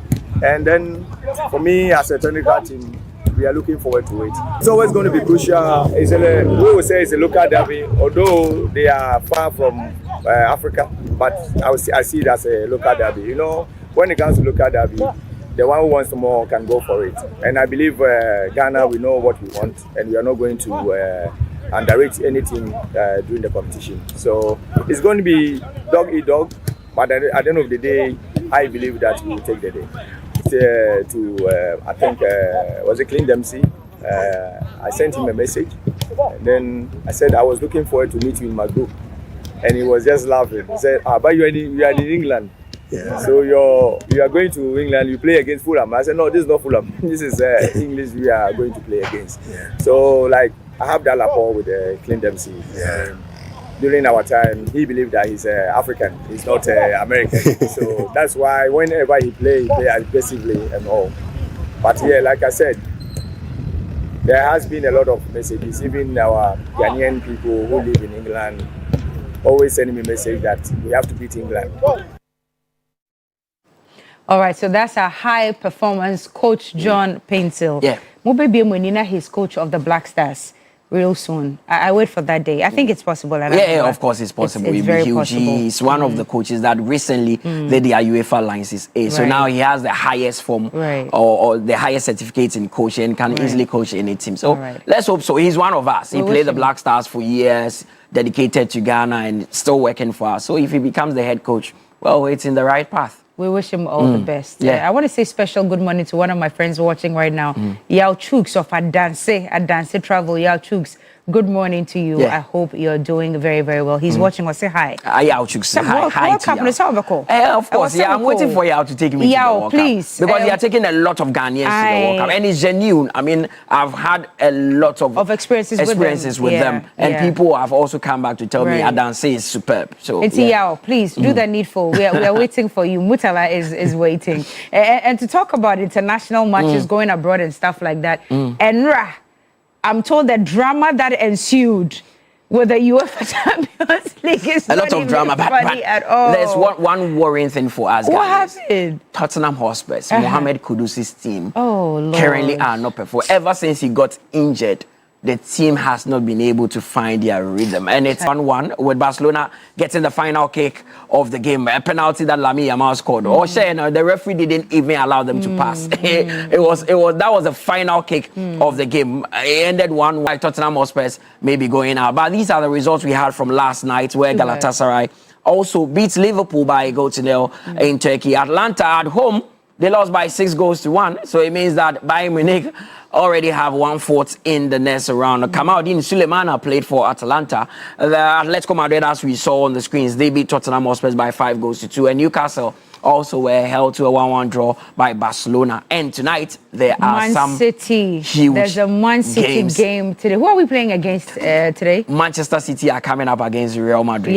at the Santiago Bernabeu. And it's a giant fixture in tonight's game, even though there's also Paris Saint-Germain and Chelsea. The last time both sides faced off, it was in the Club World Cup, where Chelsea beat them by 3 goals to win the Club World Cup. So tonight at the Parc des Princes, Paris Saint-Germain, Chelsea. Then there's Bodo Glimt against Sporting CP. Arsenal will make a trip to Germany as they face Leverkusen. So we've gotten to the business end of things. Ayeshewa, you're going home. It's the knockout phase. So it's very crucial today. Very, very crucial. If you're able to get the results in the first leg, it gives you confidence going into the second leg. And as you know, Manchester City Real Madrid games are always tough. I mean, at the Bernabeu. I need to watch it today. What time? It's 7 p.m. today? 8 p.m. 8 p.m. You today. don't need to miss this game. All right. Daniel Selassie, I'll be waiting for you for this game, and we better score. Well, I say we because I'm affiliated to Manchester City. So really, I thought you were a Tottenham Hotspur fan. I am still. But because Kudus is on a little break, I'm supporting But you are the brother. biggest Black Star fan I know. I mean, when Ghana is playing. So wherever our boys are, I support them. So I'm supporting Semenyo this evening. So Selassie, please come home and let's watch this game tonight. All the best to Man City. Yeah, let's see. Anyway, so there's a story about Giants of Africa. Yes. You know Michael Blackson very well. Yes, I do. You know he has a school in Ghana around Isaba in the central region. Now, last year he says that he met Giants of Africa. It's a corporate organization who told him that they're a fan of his works and they would like to build a basketball court for him anywhere he pleases. And he says that he has a school in Ghana. Why not build it there? So yesterday, they unveiled this beautiful basketball court in Isaba, in the central region, where Michael Blackson has his academy. And he was there. I mean, he spoke to us. Always very jovial. Very jovial, always in high spirits. Our cameras were there. We spoke to him, and he says that he's extremely delighted that the kids in the academy would be enjoying this facility. It's a great feeling, man. You know, when I built this school, it was just education was the only thing, was important thing on my mind, and now it's expanded into sports. You know, I ran into Messiah in NBA All-Star Weekend last year in San Francisco, California, and he was a fan of my work. He knew about the school that I built, and he wanted to put some contribution to the school. And his background is basketball, and he said, we're going to build a basketball court at your school. I'm like, wow, I couldn't believe it. And now here, less than a year later, we're here at this masterpiece that Giants of Africa had built. It's a great feeling. I mean, I'm glad I was able to come back home and give back to the community. I think the most important thing, man, we cannot forget where we came from. And I never forgot, and now I'm back here providing education, now providing a place for them to play sports and playground, you know. So thank you to everybody that supported me from day one, you know, and thanks to the continent, man, for raising me, because I think that's what it is. I think if you're raised right, and the continent raised me right, and I'm just glad to be here, and I appreciate everything that's going on right now. congratulations to Michael. I mean, not only for sports, he really does well by projecting Ghana and Africa. I remember when he started coming back home before he bought his house here, he was telling all the people in the diaspora that Ghana is the place. Yeah. He's one person who has been projecting Ghana. Yes, he's brought a lot of people to Ghana. So to have built schools here and now this basket. I think the tourism sector does something with him when it comes to bringing back the people from the diaspora. He's really one fine gentleman who is trying to help Ghana, and it's in the right order. The only thing I want done, you know, when it comes to sometimes the rural areas, for the other sports, they don't really understand the import of it and the exigencies and everything else that comes with it. I hope that the education will be there. Most importantly, the interest for the young ones to play will be there, so that at least we can also churn out some very good products. It's when important. It comes to I mean, basketball. sensitizing the people and letting them know the importance of sporting activities is key. It's only a handful of Ghanaians who are doing well, or who used to do well in the world of basketball. I'm waiting for the day when you see the way we are able to export players to soccer in other countries. I hope that we'll get to that level. Since Michael is based in America and has connections with a lot of teams in there, maybe we will have a few Ghanaians also being transferred to there, because Angola does it a lot. There are a lot of Congolese and Angolan players playing in the national NBA in the US. So maybe we'll get there. We'll get there. Yeah. All right, let's close with some tennis. What's happening in the world? Yes, Yannick Sinner, Indian Wells in California. He's got all the updates. Tomorrow, we'll be here to discuss the outcome of the Man City Real Madrid game later on tonight. Thank you very much. Now, you do remember the story of that 12-year-old Vida who was beaten mercilessly by her mother for going out to go and sell plantain after they returned from the farm. 2 days ago, that story broke, and yesterday we discussed it here. We are getting into a lot more of the details this morning. We have a discussion coming up. Please don't go anywhere. Stay with us. But just before we go, Vitality Health Insurance is inviting all corporate institutions here, associations or groups, to be part of our medical plans. Now, you need to cut down on medical expenses and enjoy good and quality healthcare at a facility near you. So for more information, visit www.vitalitymh.com, or you can also call 026-657-3200 for more information. Stay with us. That discussion on Vida, the psyche behind it and everything is coming up right after this break.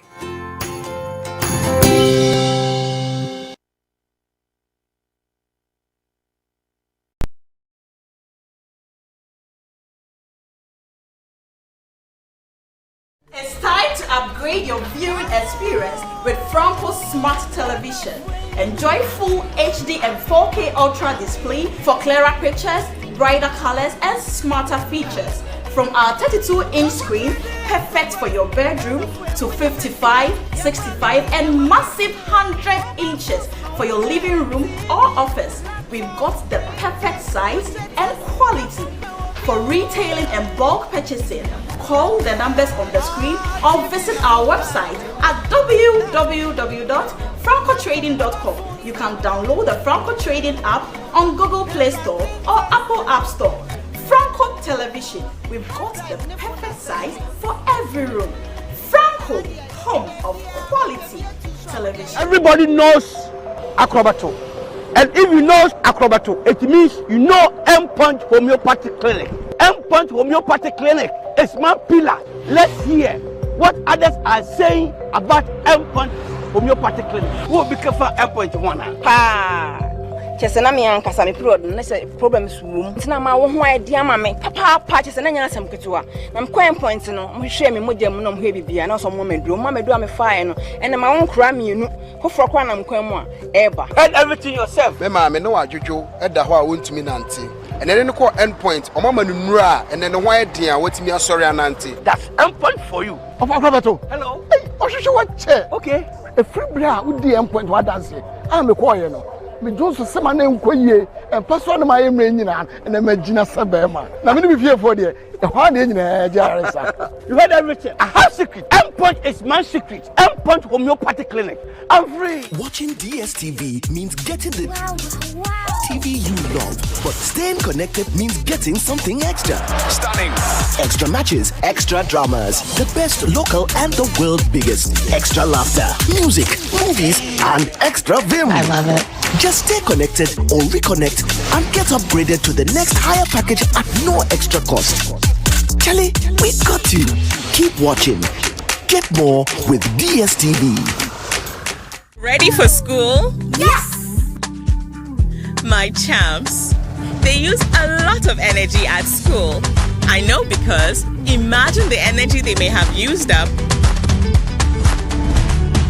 to return home this transformed every day. Your champs need nourishment and energy. Give them the Milo Energy at breakfast. Now with vitamin D that supports energy release to help their daily performance. Milo Energy to go further.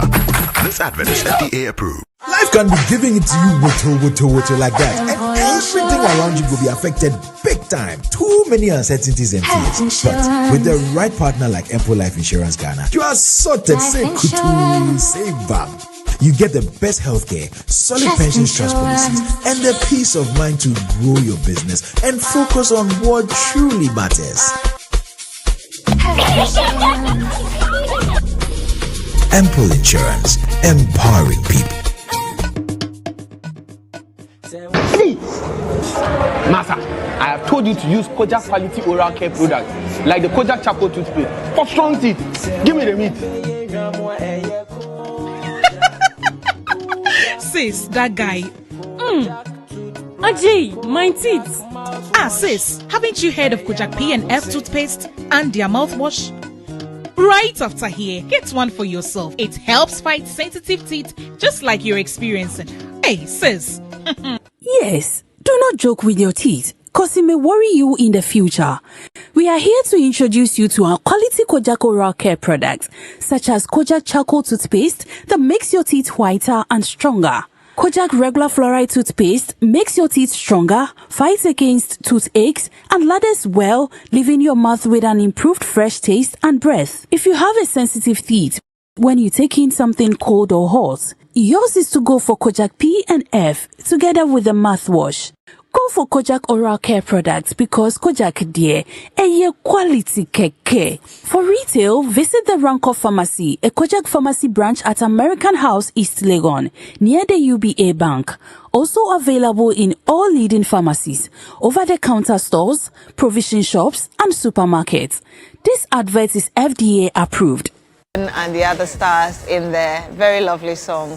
You're still here on Newday on TV3. And after sports, we're going to talk to you about something that I believe you followed, the abuse of that young girl because she went to sell the plantain or produce from the farm from the mother and eventually got abused. And we do know, as of yesterday, we had the information that the police was looking for the mother to bring her to justice. But beyond this issue is also the concern about child abuse in Ghana and really what needs to be done. Unfortunately, these children are being abused by people who are supposed to be protecting them. And so we want to have a conversation on that. What kind of education do we need to deal with this problem? And I do have in the studio with us Dr. Seth Mawusi-Asafo. He's a clinical psychologist. Doc, good morning to you. It's great to have you here. Good morning. It's great to be here also. Yes, unfortunately, we don't have anything nice to talk about. I mean, a child has been abused, but like I did say, it goes beyond the child that we heard of yesterday. It's really about children who are being abused by people supposed to be protecting them. If you can tell us how prevalent this is as a psychologist, I guess you have a bit more information on how really this issue is like across the country. Yeah. I mean, you know, the interesting thing is that random studies have actually showed that a significant percentage, for example, in 2023, there was a random study that said about 71%. Doc Mausi, please hold on for a second. Yes. We'll come back to you because we need to get the foundation of the story before we come back to you for all the explanations that you have for us. But our regional correspondent is all the way in the Western region. Matthew Ahiave is ready to talk to us. Matthew, can you hear us this morning? Yeah, Cookie, I can hear you this morning. Okay. I hope you're doing well. By His grace, I'm doing well. All right. Some of us have seen the videos. We've heard snippets about the story, but tell us exactly what happened is it Abrabra? Is that the name of the village? Yes, that's the name of the community, okay. Abrabra. Okay, in the Secretary of Municipality. Great. Abrabra. And dear Abrabra, please walk us through it. Okay, when you come to Abrabra, or on the 8th of March, I went through into the community to, as usual, do work over there. And in fact, it was late in the evening, around 9, when I got to the chip compound over there upon hearing this case. So when I went there, I really saw the small girl, the 12-year-old girl, being beaten by the mother. So I asked the person who brought her to the clinic or the chip compound there for treatment. And he told me he was also home when someone or a neighbor called him to come and rescue the girl. So this man happens to be the uncle of the small girl. So I asked again, what happened? Why did the mother beat her? And he told me that as usual, the child have been helping the mother, or the children have been helping their mother to sell farm produce, that is tomatoes and all that. So anyone their hands will chance on from the farm, that is what they will sell. So they were coming back from farm when the children asked or told their mother they would want to sell the plantain they've gotten from the farm. And the mother didn't give them any response. So they thought it's something usual for them that they've been doing. So they went ahead and took the plantain through the neighborhood and sold to the neighbors. So after selling the plantain, they got home, or they gave the money to their mother, even though their mother wasn't there as at that time. But when she came back, they gave the money to her. That is 30 cedis. And aside that 30 cedis, I learned the girl gave out 10 cedis to her junior brother to buy food. So they told the mother equally what I'm telling you. So, in fact, the whole thing, you won't know what this, I would say, anger was coming from. Matthew, clarify something for us. When the story broke, it was just around Vida, the 12-year-old. But if I'm hearing you correctly this morning, you're using plural, as in they, the children, they. How many of them went to the market? Was it just Vida, or Vida went with other siblings? Vida went with other siblings. Okay, to go and sell the plantain. Vida was the only person carrying or selling the plantain. Oh. It's something they've been doing all the time, that they will carry things around and sell in the community. Okay. Have you seen Vida, Matthew? Yes, this morning Vida is doing well. The uncle has taken her to seek medical treatment. In fact, they started yesterday, and I learned they are going for a final review before they take the report to the regional police headquarters, as they've been instructed. Okay. Have you seen the mother by any chance? Yes, I have not seen the mother, I think, for 2 days now. I've not seen her after the incident or after our publication. I've not seen her. I learned when the video was being shown on the TV, someone drew her attention on it, and I think because of that, she left the community for 2 days now. The police are looking for her. Matthew, I'm going to let you go, but one last question. What are the siblings saying, if you've been able to have a chance to speak to them? And if you haven't, what are some of the community members saying? What's their reaction to this incident?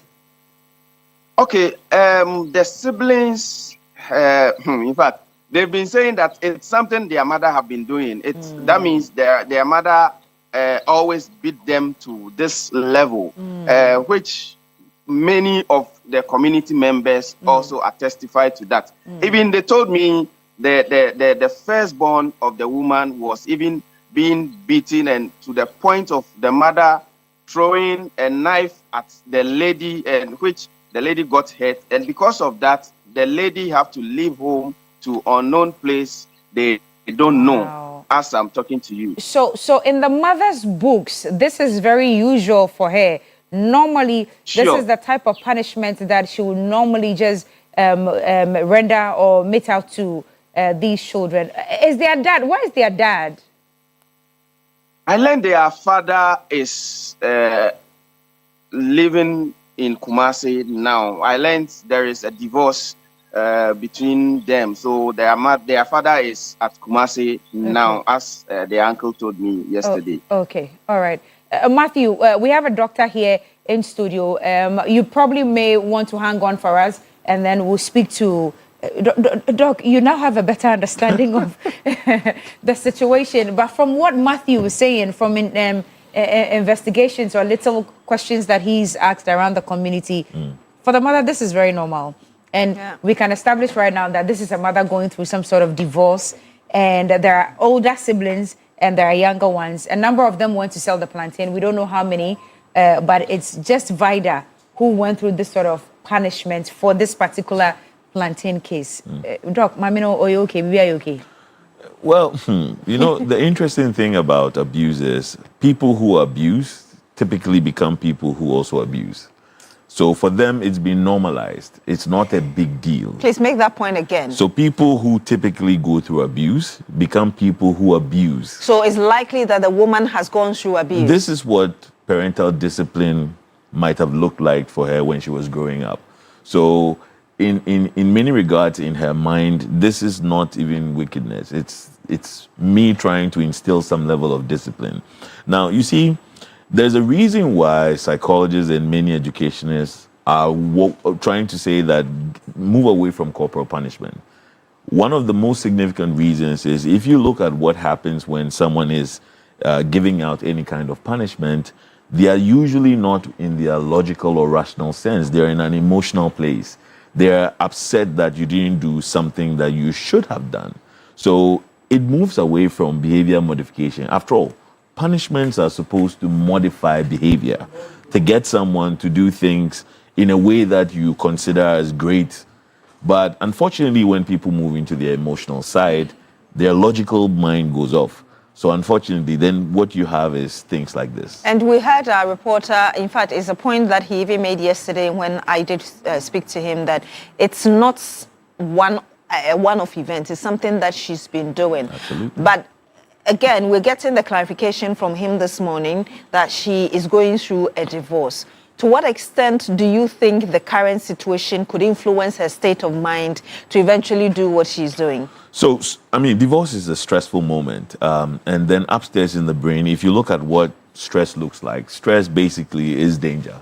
So it doesn't matter if you're being attacked by someone with a knife, or you're dealing with simple traffic, or you're going through a relationship problem. The brain still registers it as danger. Now, from an evolutionary standpoint, when you are in danger, what do? You fight to survive. So in essence, all these stresses are dangers that she is perhaps fighting. Now, we know for a fact that divorce can be very stressful for many people. That transition of change is huge, and it brings about a lot of frustration. And there is a link between frustration and aggression.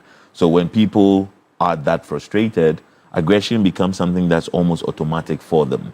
Now, the second side of it is, I'm thinking that if you're going through a divorce and all these children are there, and I don't know the premise of the divorce, but the children definitely would remind the woman of this person, and that could be another trigger for that person. Now, most of the time, for many human beings, we tend to displace. Now, this is what it seems like. If somebody seems to be in the pecking order higher than I am, okay, and they dump on me all the time, I know it's not wise from a place of survival to go and be telling off my boss. So what do? I look for an easier target, which is what the children are. And I displace my frustrations on them knowing that if I go up, I would struggle. So there are many psychological principles that could explain why this is happening. But if I were to take one, I'd say I think it's a socialization. It's something she's done for a while because she went through it. That was the only source of discipline or correction that she knows. And so if you don't do what is right, I punish you to stop that. The problem with punishment is punishment never offers another behavior. So if you want to correct someone's behavior and you call them out on one, you must be able to give them, so what should I have done? Unfortunately, within our system, you do something bad, we punish you hard. We don't tell you you should have done it this way. And punishment also only helps to modify behavior instantly or immediately, and also in the presence of the person who is giving out the punishment. So if a child or an adult does not understand why they are being punished for something, they are less likely to modify it. They would, out of fear, not do it. But then there is no rational explanation of why it shouldn't be done. And when you try to explain, once they get the concept, they are likely to translate the knowledge across board. And I realized Cookie wanted to come in, but I wanted to ask you this. I've heard this phrase that hurt people hurt people. Absolutely. So knowing how it felt like going through that, why is it the first thing people choose to do psychologically? Can you explain when you know that I didn't enjoy it? Why do I have to pass on the same thing to others? That's where normalization comes in. And let me make an analogy to make you understand this. Now, for those of us who have our homes close to some religious centers, right? In the beginning, you hear a lot of noise and you're complaining. With time, you get used to it. And you really don't react. You can't even hear the noise. So they've become habituated. So in as much as I didn't enjoy it, it's become part of my natural behavioral repertoire. Like, this is what I know. And so if I want to give out discipline to my child or to somebody, I don't know anything else. So automatically I fall for that. Now, you see, it's interesting that a lot of people would say, oh, I was beaten, but I'm fine. You know, like a lot of people say that. And so in a way, they're justifying why that should be done. But I always ask them, are you really fine? Because there are so many things. And if you ask me about the evidence that suggests that abuse is a significant thing, I can tell you so many things about people who are like my age now. They're much stronger in good positions, but they have an imposter syndrome. They don't feel like they belong. They consistently are looking around thinking somebody is out there to get me. They don't trust the world. These are all symptoms of things that happened years ago, which are now manifesting. So moving away from just the physical aspect or the immediate effects, there are long-term overarching deficits that people experience just by going through these kinds of abuses. Can these deficits be looked at? In terms of, can we do anything about it? Yes. Oh, yes, of course. Of course. That's why we're here. So this is the thing. Now, most of these things are explained by the mind as a trauma. And a trauma is an intense situation that typically doesn't happen. It's life-threatening. So the brain picks on every trauma and makes it part of it. It says, don't forget this. Your survival depends on it. That's what trauma is. So if you go through a robbery, the reason you might have flashbacks, like your mind is always thinking about it, or you've been raped, is that the brain says, don't forget it. If you forget it, it's likely to happen again. Now, the problem is, you've gone past that danger. You are in a place of safety, but you still can't believe that you are safe. And that's because the information is locked in a very specific part of the brain. So most of the time, we'll attempt to assess that information, bring it for you to notice in the present that you are much more powerful than you used to be. But there's so many techniques in many of our trauma interventions that helps people get past this. Now, the second thing is, with more information, people feel capable. So I'm struggling with my kid. I would want them to change a certain behavior, but I don't know what to do. So all I do is to beat them up. But if someone were to help me with how to plan the token economy, how to have discussions with my children, which many parents struggle with, it might actually empower them. To an extent, it is cultural.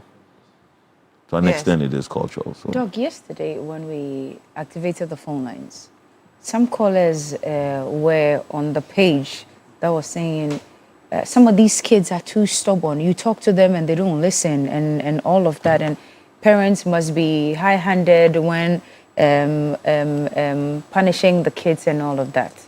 I've got two questions. First of all, the children in this case, because that's what Matthew told us, I don't think did any wrong. They only bought farm produce from the farm. They realized that it was a bit much. And if we can sell off some to make some money, let's do it. And that's what they did, even though they informed her and she gave no response. And I'm sure they went ahead because usually mommy would never really say anything. So they went ahead and they did it. Now, the question I want to ask, what wrong did they do? Or in her understanding as a mother, what wrong did they do for her to punish only one of them to this extent? And then number two, please don't forget, for a child like Vida, I'm sure if this wasn't recorded and put in the public domain, it would have been one of the many normal episodes in Vida's mind and in the minds of the other siblings. How do we make Vida understand that this is wrong, this is unacceptable, we need to treat you for you to heal from it so you do not extend it to your future children? So with the first question, I wish I had more context. I wish I had spoken to the mother. Then I could say it's because of this or because of that. I don't want to speculate because I don't have all the information. But what can we do to make Vida realize this is unusual and it's absolutely abnormal is, I think, what you're doing already. The fact that this has become a news item and is being discussed in all the spread of the country says a loud message. What I would encourage is it doesn't stop from just we talk about it, but I would recommend that wherever she is, we give her access to speak to a professional, to help her through the process. And I throw this charge also to a lot of our educators to tell them that, yes, we struggle. I mean, I'm an educator myself. I work in the university, much better population to work in. But at the same time is that sometimes the stresses that people face becomes the basis for which they look for a solution. And most of the time when your stresses are enormous, you're looking for the very quick solutions, like how someone would drink alcohol to numb an emotional pain instead of dealing with the pain and then let the natural healing process take over. So we're using corporal punishment as a conformity measure. So everybody conforms, but when you are not there, the behavior is extinguished. And we're looking for solutions that allow a child to understand, oh no, this shouldn't have been done. Now, let me speculate and say the child was selling on mom's blind side, okay? But obviously they're pushed to do that from a place of survival. And I always tell people, I tell parents that if your child lies, it means they are creative. And you can harness the power of that creativity for something else. How so? Well, to lie. Some people lie because they are afraid of telling you the truth because of the consequences. Well, that is there, but there are people who lie even when there's no consequence. And that's because in their mind, they've been able to identify mom or dad or my sister would like to hear it this way, even though it's that way. Now, the fact that they can even tell you what they expect you would like to hear tells you how smart they are to profile you in order to say, she would hear it better in this dimension. So when my ward does that, what I do is to quickly say, hey, that's a big lie.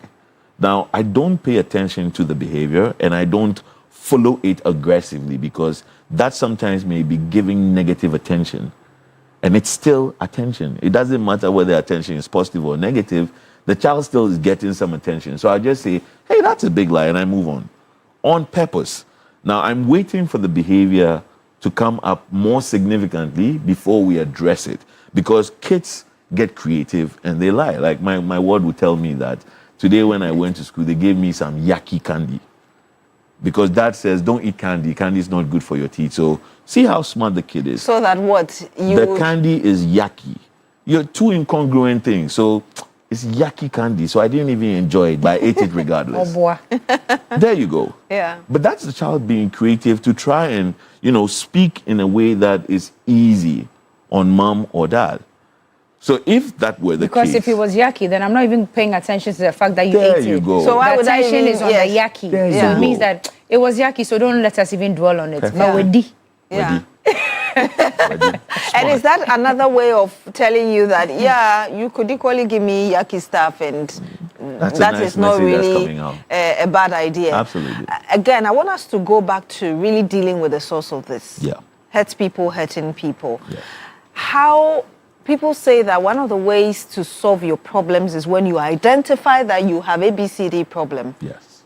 For somebody who perhaps doesn't even know that I'm behaving this way because of the things I went through, how do you get the person to identify those stuff, to bring it to the fore so they begin to pay more attention to it to eventually deal with it? Absolutely. with And the problem? that comes back to a place of information. Now, sometimes one of the things that fear appraisals do to all of us is that if you come to me to talk to me about something sensitive, and then I give you one of my, like, I go into a really emotional, hard mood, what I've done is I've conditioned you never to come back to me and say, Certainly. this is what has happened. So such people have that aura around them. Now, in a sense, nobody ever tells them, this is bad. What you're doing doesn't make sense. It's problematic. So they begin to believe it is okay. And so I encourage people to speak up. It's not what you say, it's the way you say it. And the more information you give, like I've done this working with dozens of parents, I'm telling them, look, you're basically displacing your frustrations and your anger on your child. How does a child get a beat down? Simply by holding a glass of water and then accidentally dropping it. And so you get beat for dropping or breaking a glass. Mm-hmm. And it was not intentional. I mean, it's different if it's intentional. But you're doing that because you're saying that your child should be perfect. But you were never perfect. And the interesting thing is, I always tell parents, everybody was first in class. Who was second? Yeah. That's what parents put out there. Like, when I was in school, I was the first. Because they're trying to push a certain perfection that does not exist. Now, every time there's perfection, there's nothing else to learn. Any time you say something's perfect, there's nothing more to do. So if you start to understand that there's nothing like perfect, it's a lifelong process of learning. You keep telling the person, you don't have it all covered, you don't know it all. So sometimes you must learn, but give more information, tell the person, bring them to a place of insight. They might be upset with you in the moment, but when they are hidden in their own corner, the words will reverberate and they'll say, if they're saying it, and chances are you're not the only person who said it. Yeah. So it might start creating a consciousness rising that makes them want to seek some kind of Perhaps help. the last question from me, and it has to do with single parenting. Obviously, if this woman is going through divorce, then she's single-handedly raising these children. I've heard people talk about how difficult that could be. There's always the need to have the other partner there. What word would you give people in such situations who may end up, pouring all their financial, emotional, and other stresses on the children? It's for them to understand that being a single parent is stressful, and when you're stressed, you're likely to react. Just by understanding that fact, when you start reacting, your mind draws your attention to say you're probably reacting, and that helps you to hold the brakes temporarily. Now, if you look at what anger does to most of us, it temporarily shuts off our ability to process what's happening around us. So I'm sure we've all had this experience where that Okada driver crosses you and then you just feel like, oh yeah. You temporarily may even lose sight of the fact that they're human, and you might even step on your pedal. It's part of the human architecture. But the moment you start to recognize, I'm getting a lot of road rage because of this, and you prime your mind before you come, once you see them, you say, my people again. And you might start to laugh around it. So it's all about building a consciousness, observing it more and more, and making it more frequent in your mind space. We have a bit of update about this story. So we are told that Vida is currently in the hospital, and right after the hospital, she'll be taken to the police station. I'm sure what must be lawfully done will start from the police station. We'll bring you more updates when it's time for News Central. And that's what I'm basing my next question on. Society, all of us are in a hurry to say, arrest the woman, arrest the woman. But for you as a psychologist, okay, and for me as a layperson, I'm thinking, if this woman is picked up and put behind bars right now, these kids now do not even have a parent. They already had only one half of the parent. The other person is in there. And this uncle who was called upon to even come to the rescue, I wonder how much of his presence is felt in their lives. As a psychologist, talking to the Ministry of Gender, Women and Children Protection and DOFSU and all of that, how should this be handled so that we do not further damage the psyche of Vida and the other siblings? Absolutely. So this is a rather sensitive matter. And call us optimistic. Psychologists are overly optimistic. Would be for me to say her punishment, and it's been done in other jurisdictions where you have to take parenting classes as your punishment for a certain behavior. And then you have close monitoring. Now, one of my mentors was conducting a research among women who went through domestic abuse. And as part of their protocol, they took them away from the households where the abuse was going to, and they put them in a shelter. About a week later, the women started to say, it's true, you've taken me out, but now I have needs. So what are you going to do? Will you sort me out? Yeah. So it's something that had not been envisaged. So regardless of the fact that mom has done this, I am assuming that it's because she doesn't know any better. And if we could empower her with better techniques to help the children, and also in the same way, help the children deal with the abuse that they're in, it might offer a better advantage than putting her behind bars and then having the children struggle because nobody else might be able to offer the same level of, I use the word care reservedly. All right, Doc. We're closing, but this one is not even in connection to Vida. It's in connection to anybody who suffered some sort of trauma, has grown with it, and is struggling. Just like you mentioned, you've got friends and maybe some family members who are really doing well, you know, wear nice suits and ties, they drive the biggest of cars because they, of course, occupy very good positions in society now. But here is not okay. What's your advice for those people? Is it too late to seek therapy? Not at all. Therapy would be a gold standard, so you get good direction as you go through it. Sometimes when people have to relive their trauma, that in itself can be over-traumatizing for them, and they just will shut down. But I always tell people, the more you talk about your problem, the easier it is for you. So sometimes from a place of shame and fear, nobody ever talks about all that they went through. But as you start to talk about it, it becomes normal in your mind. And so I say, speak about it.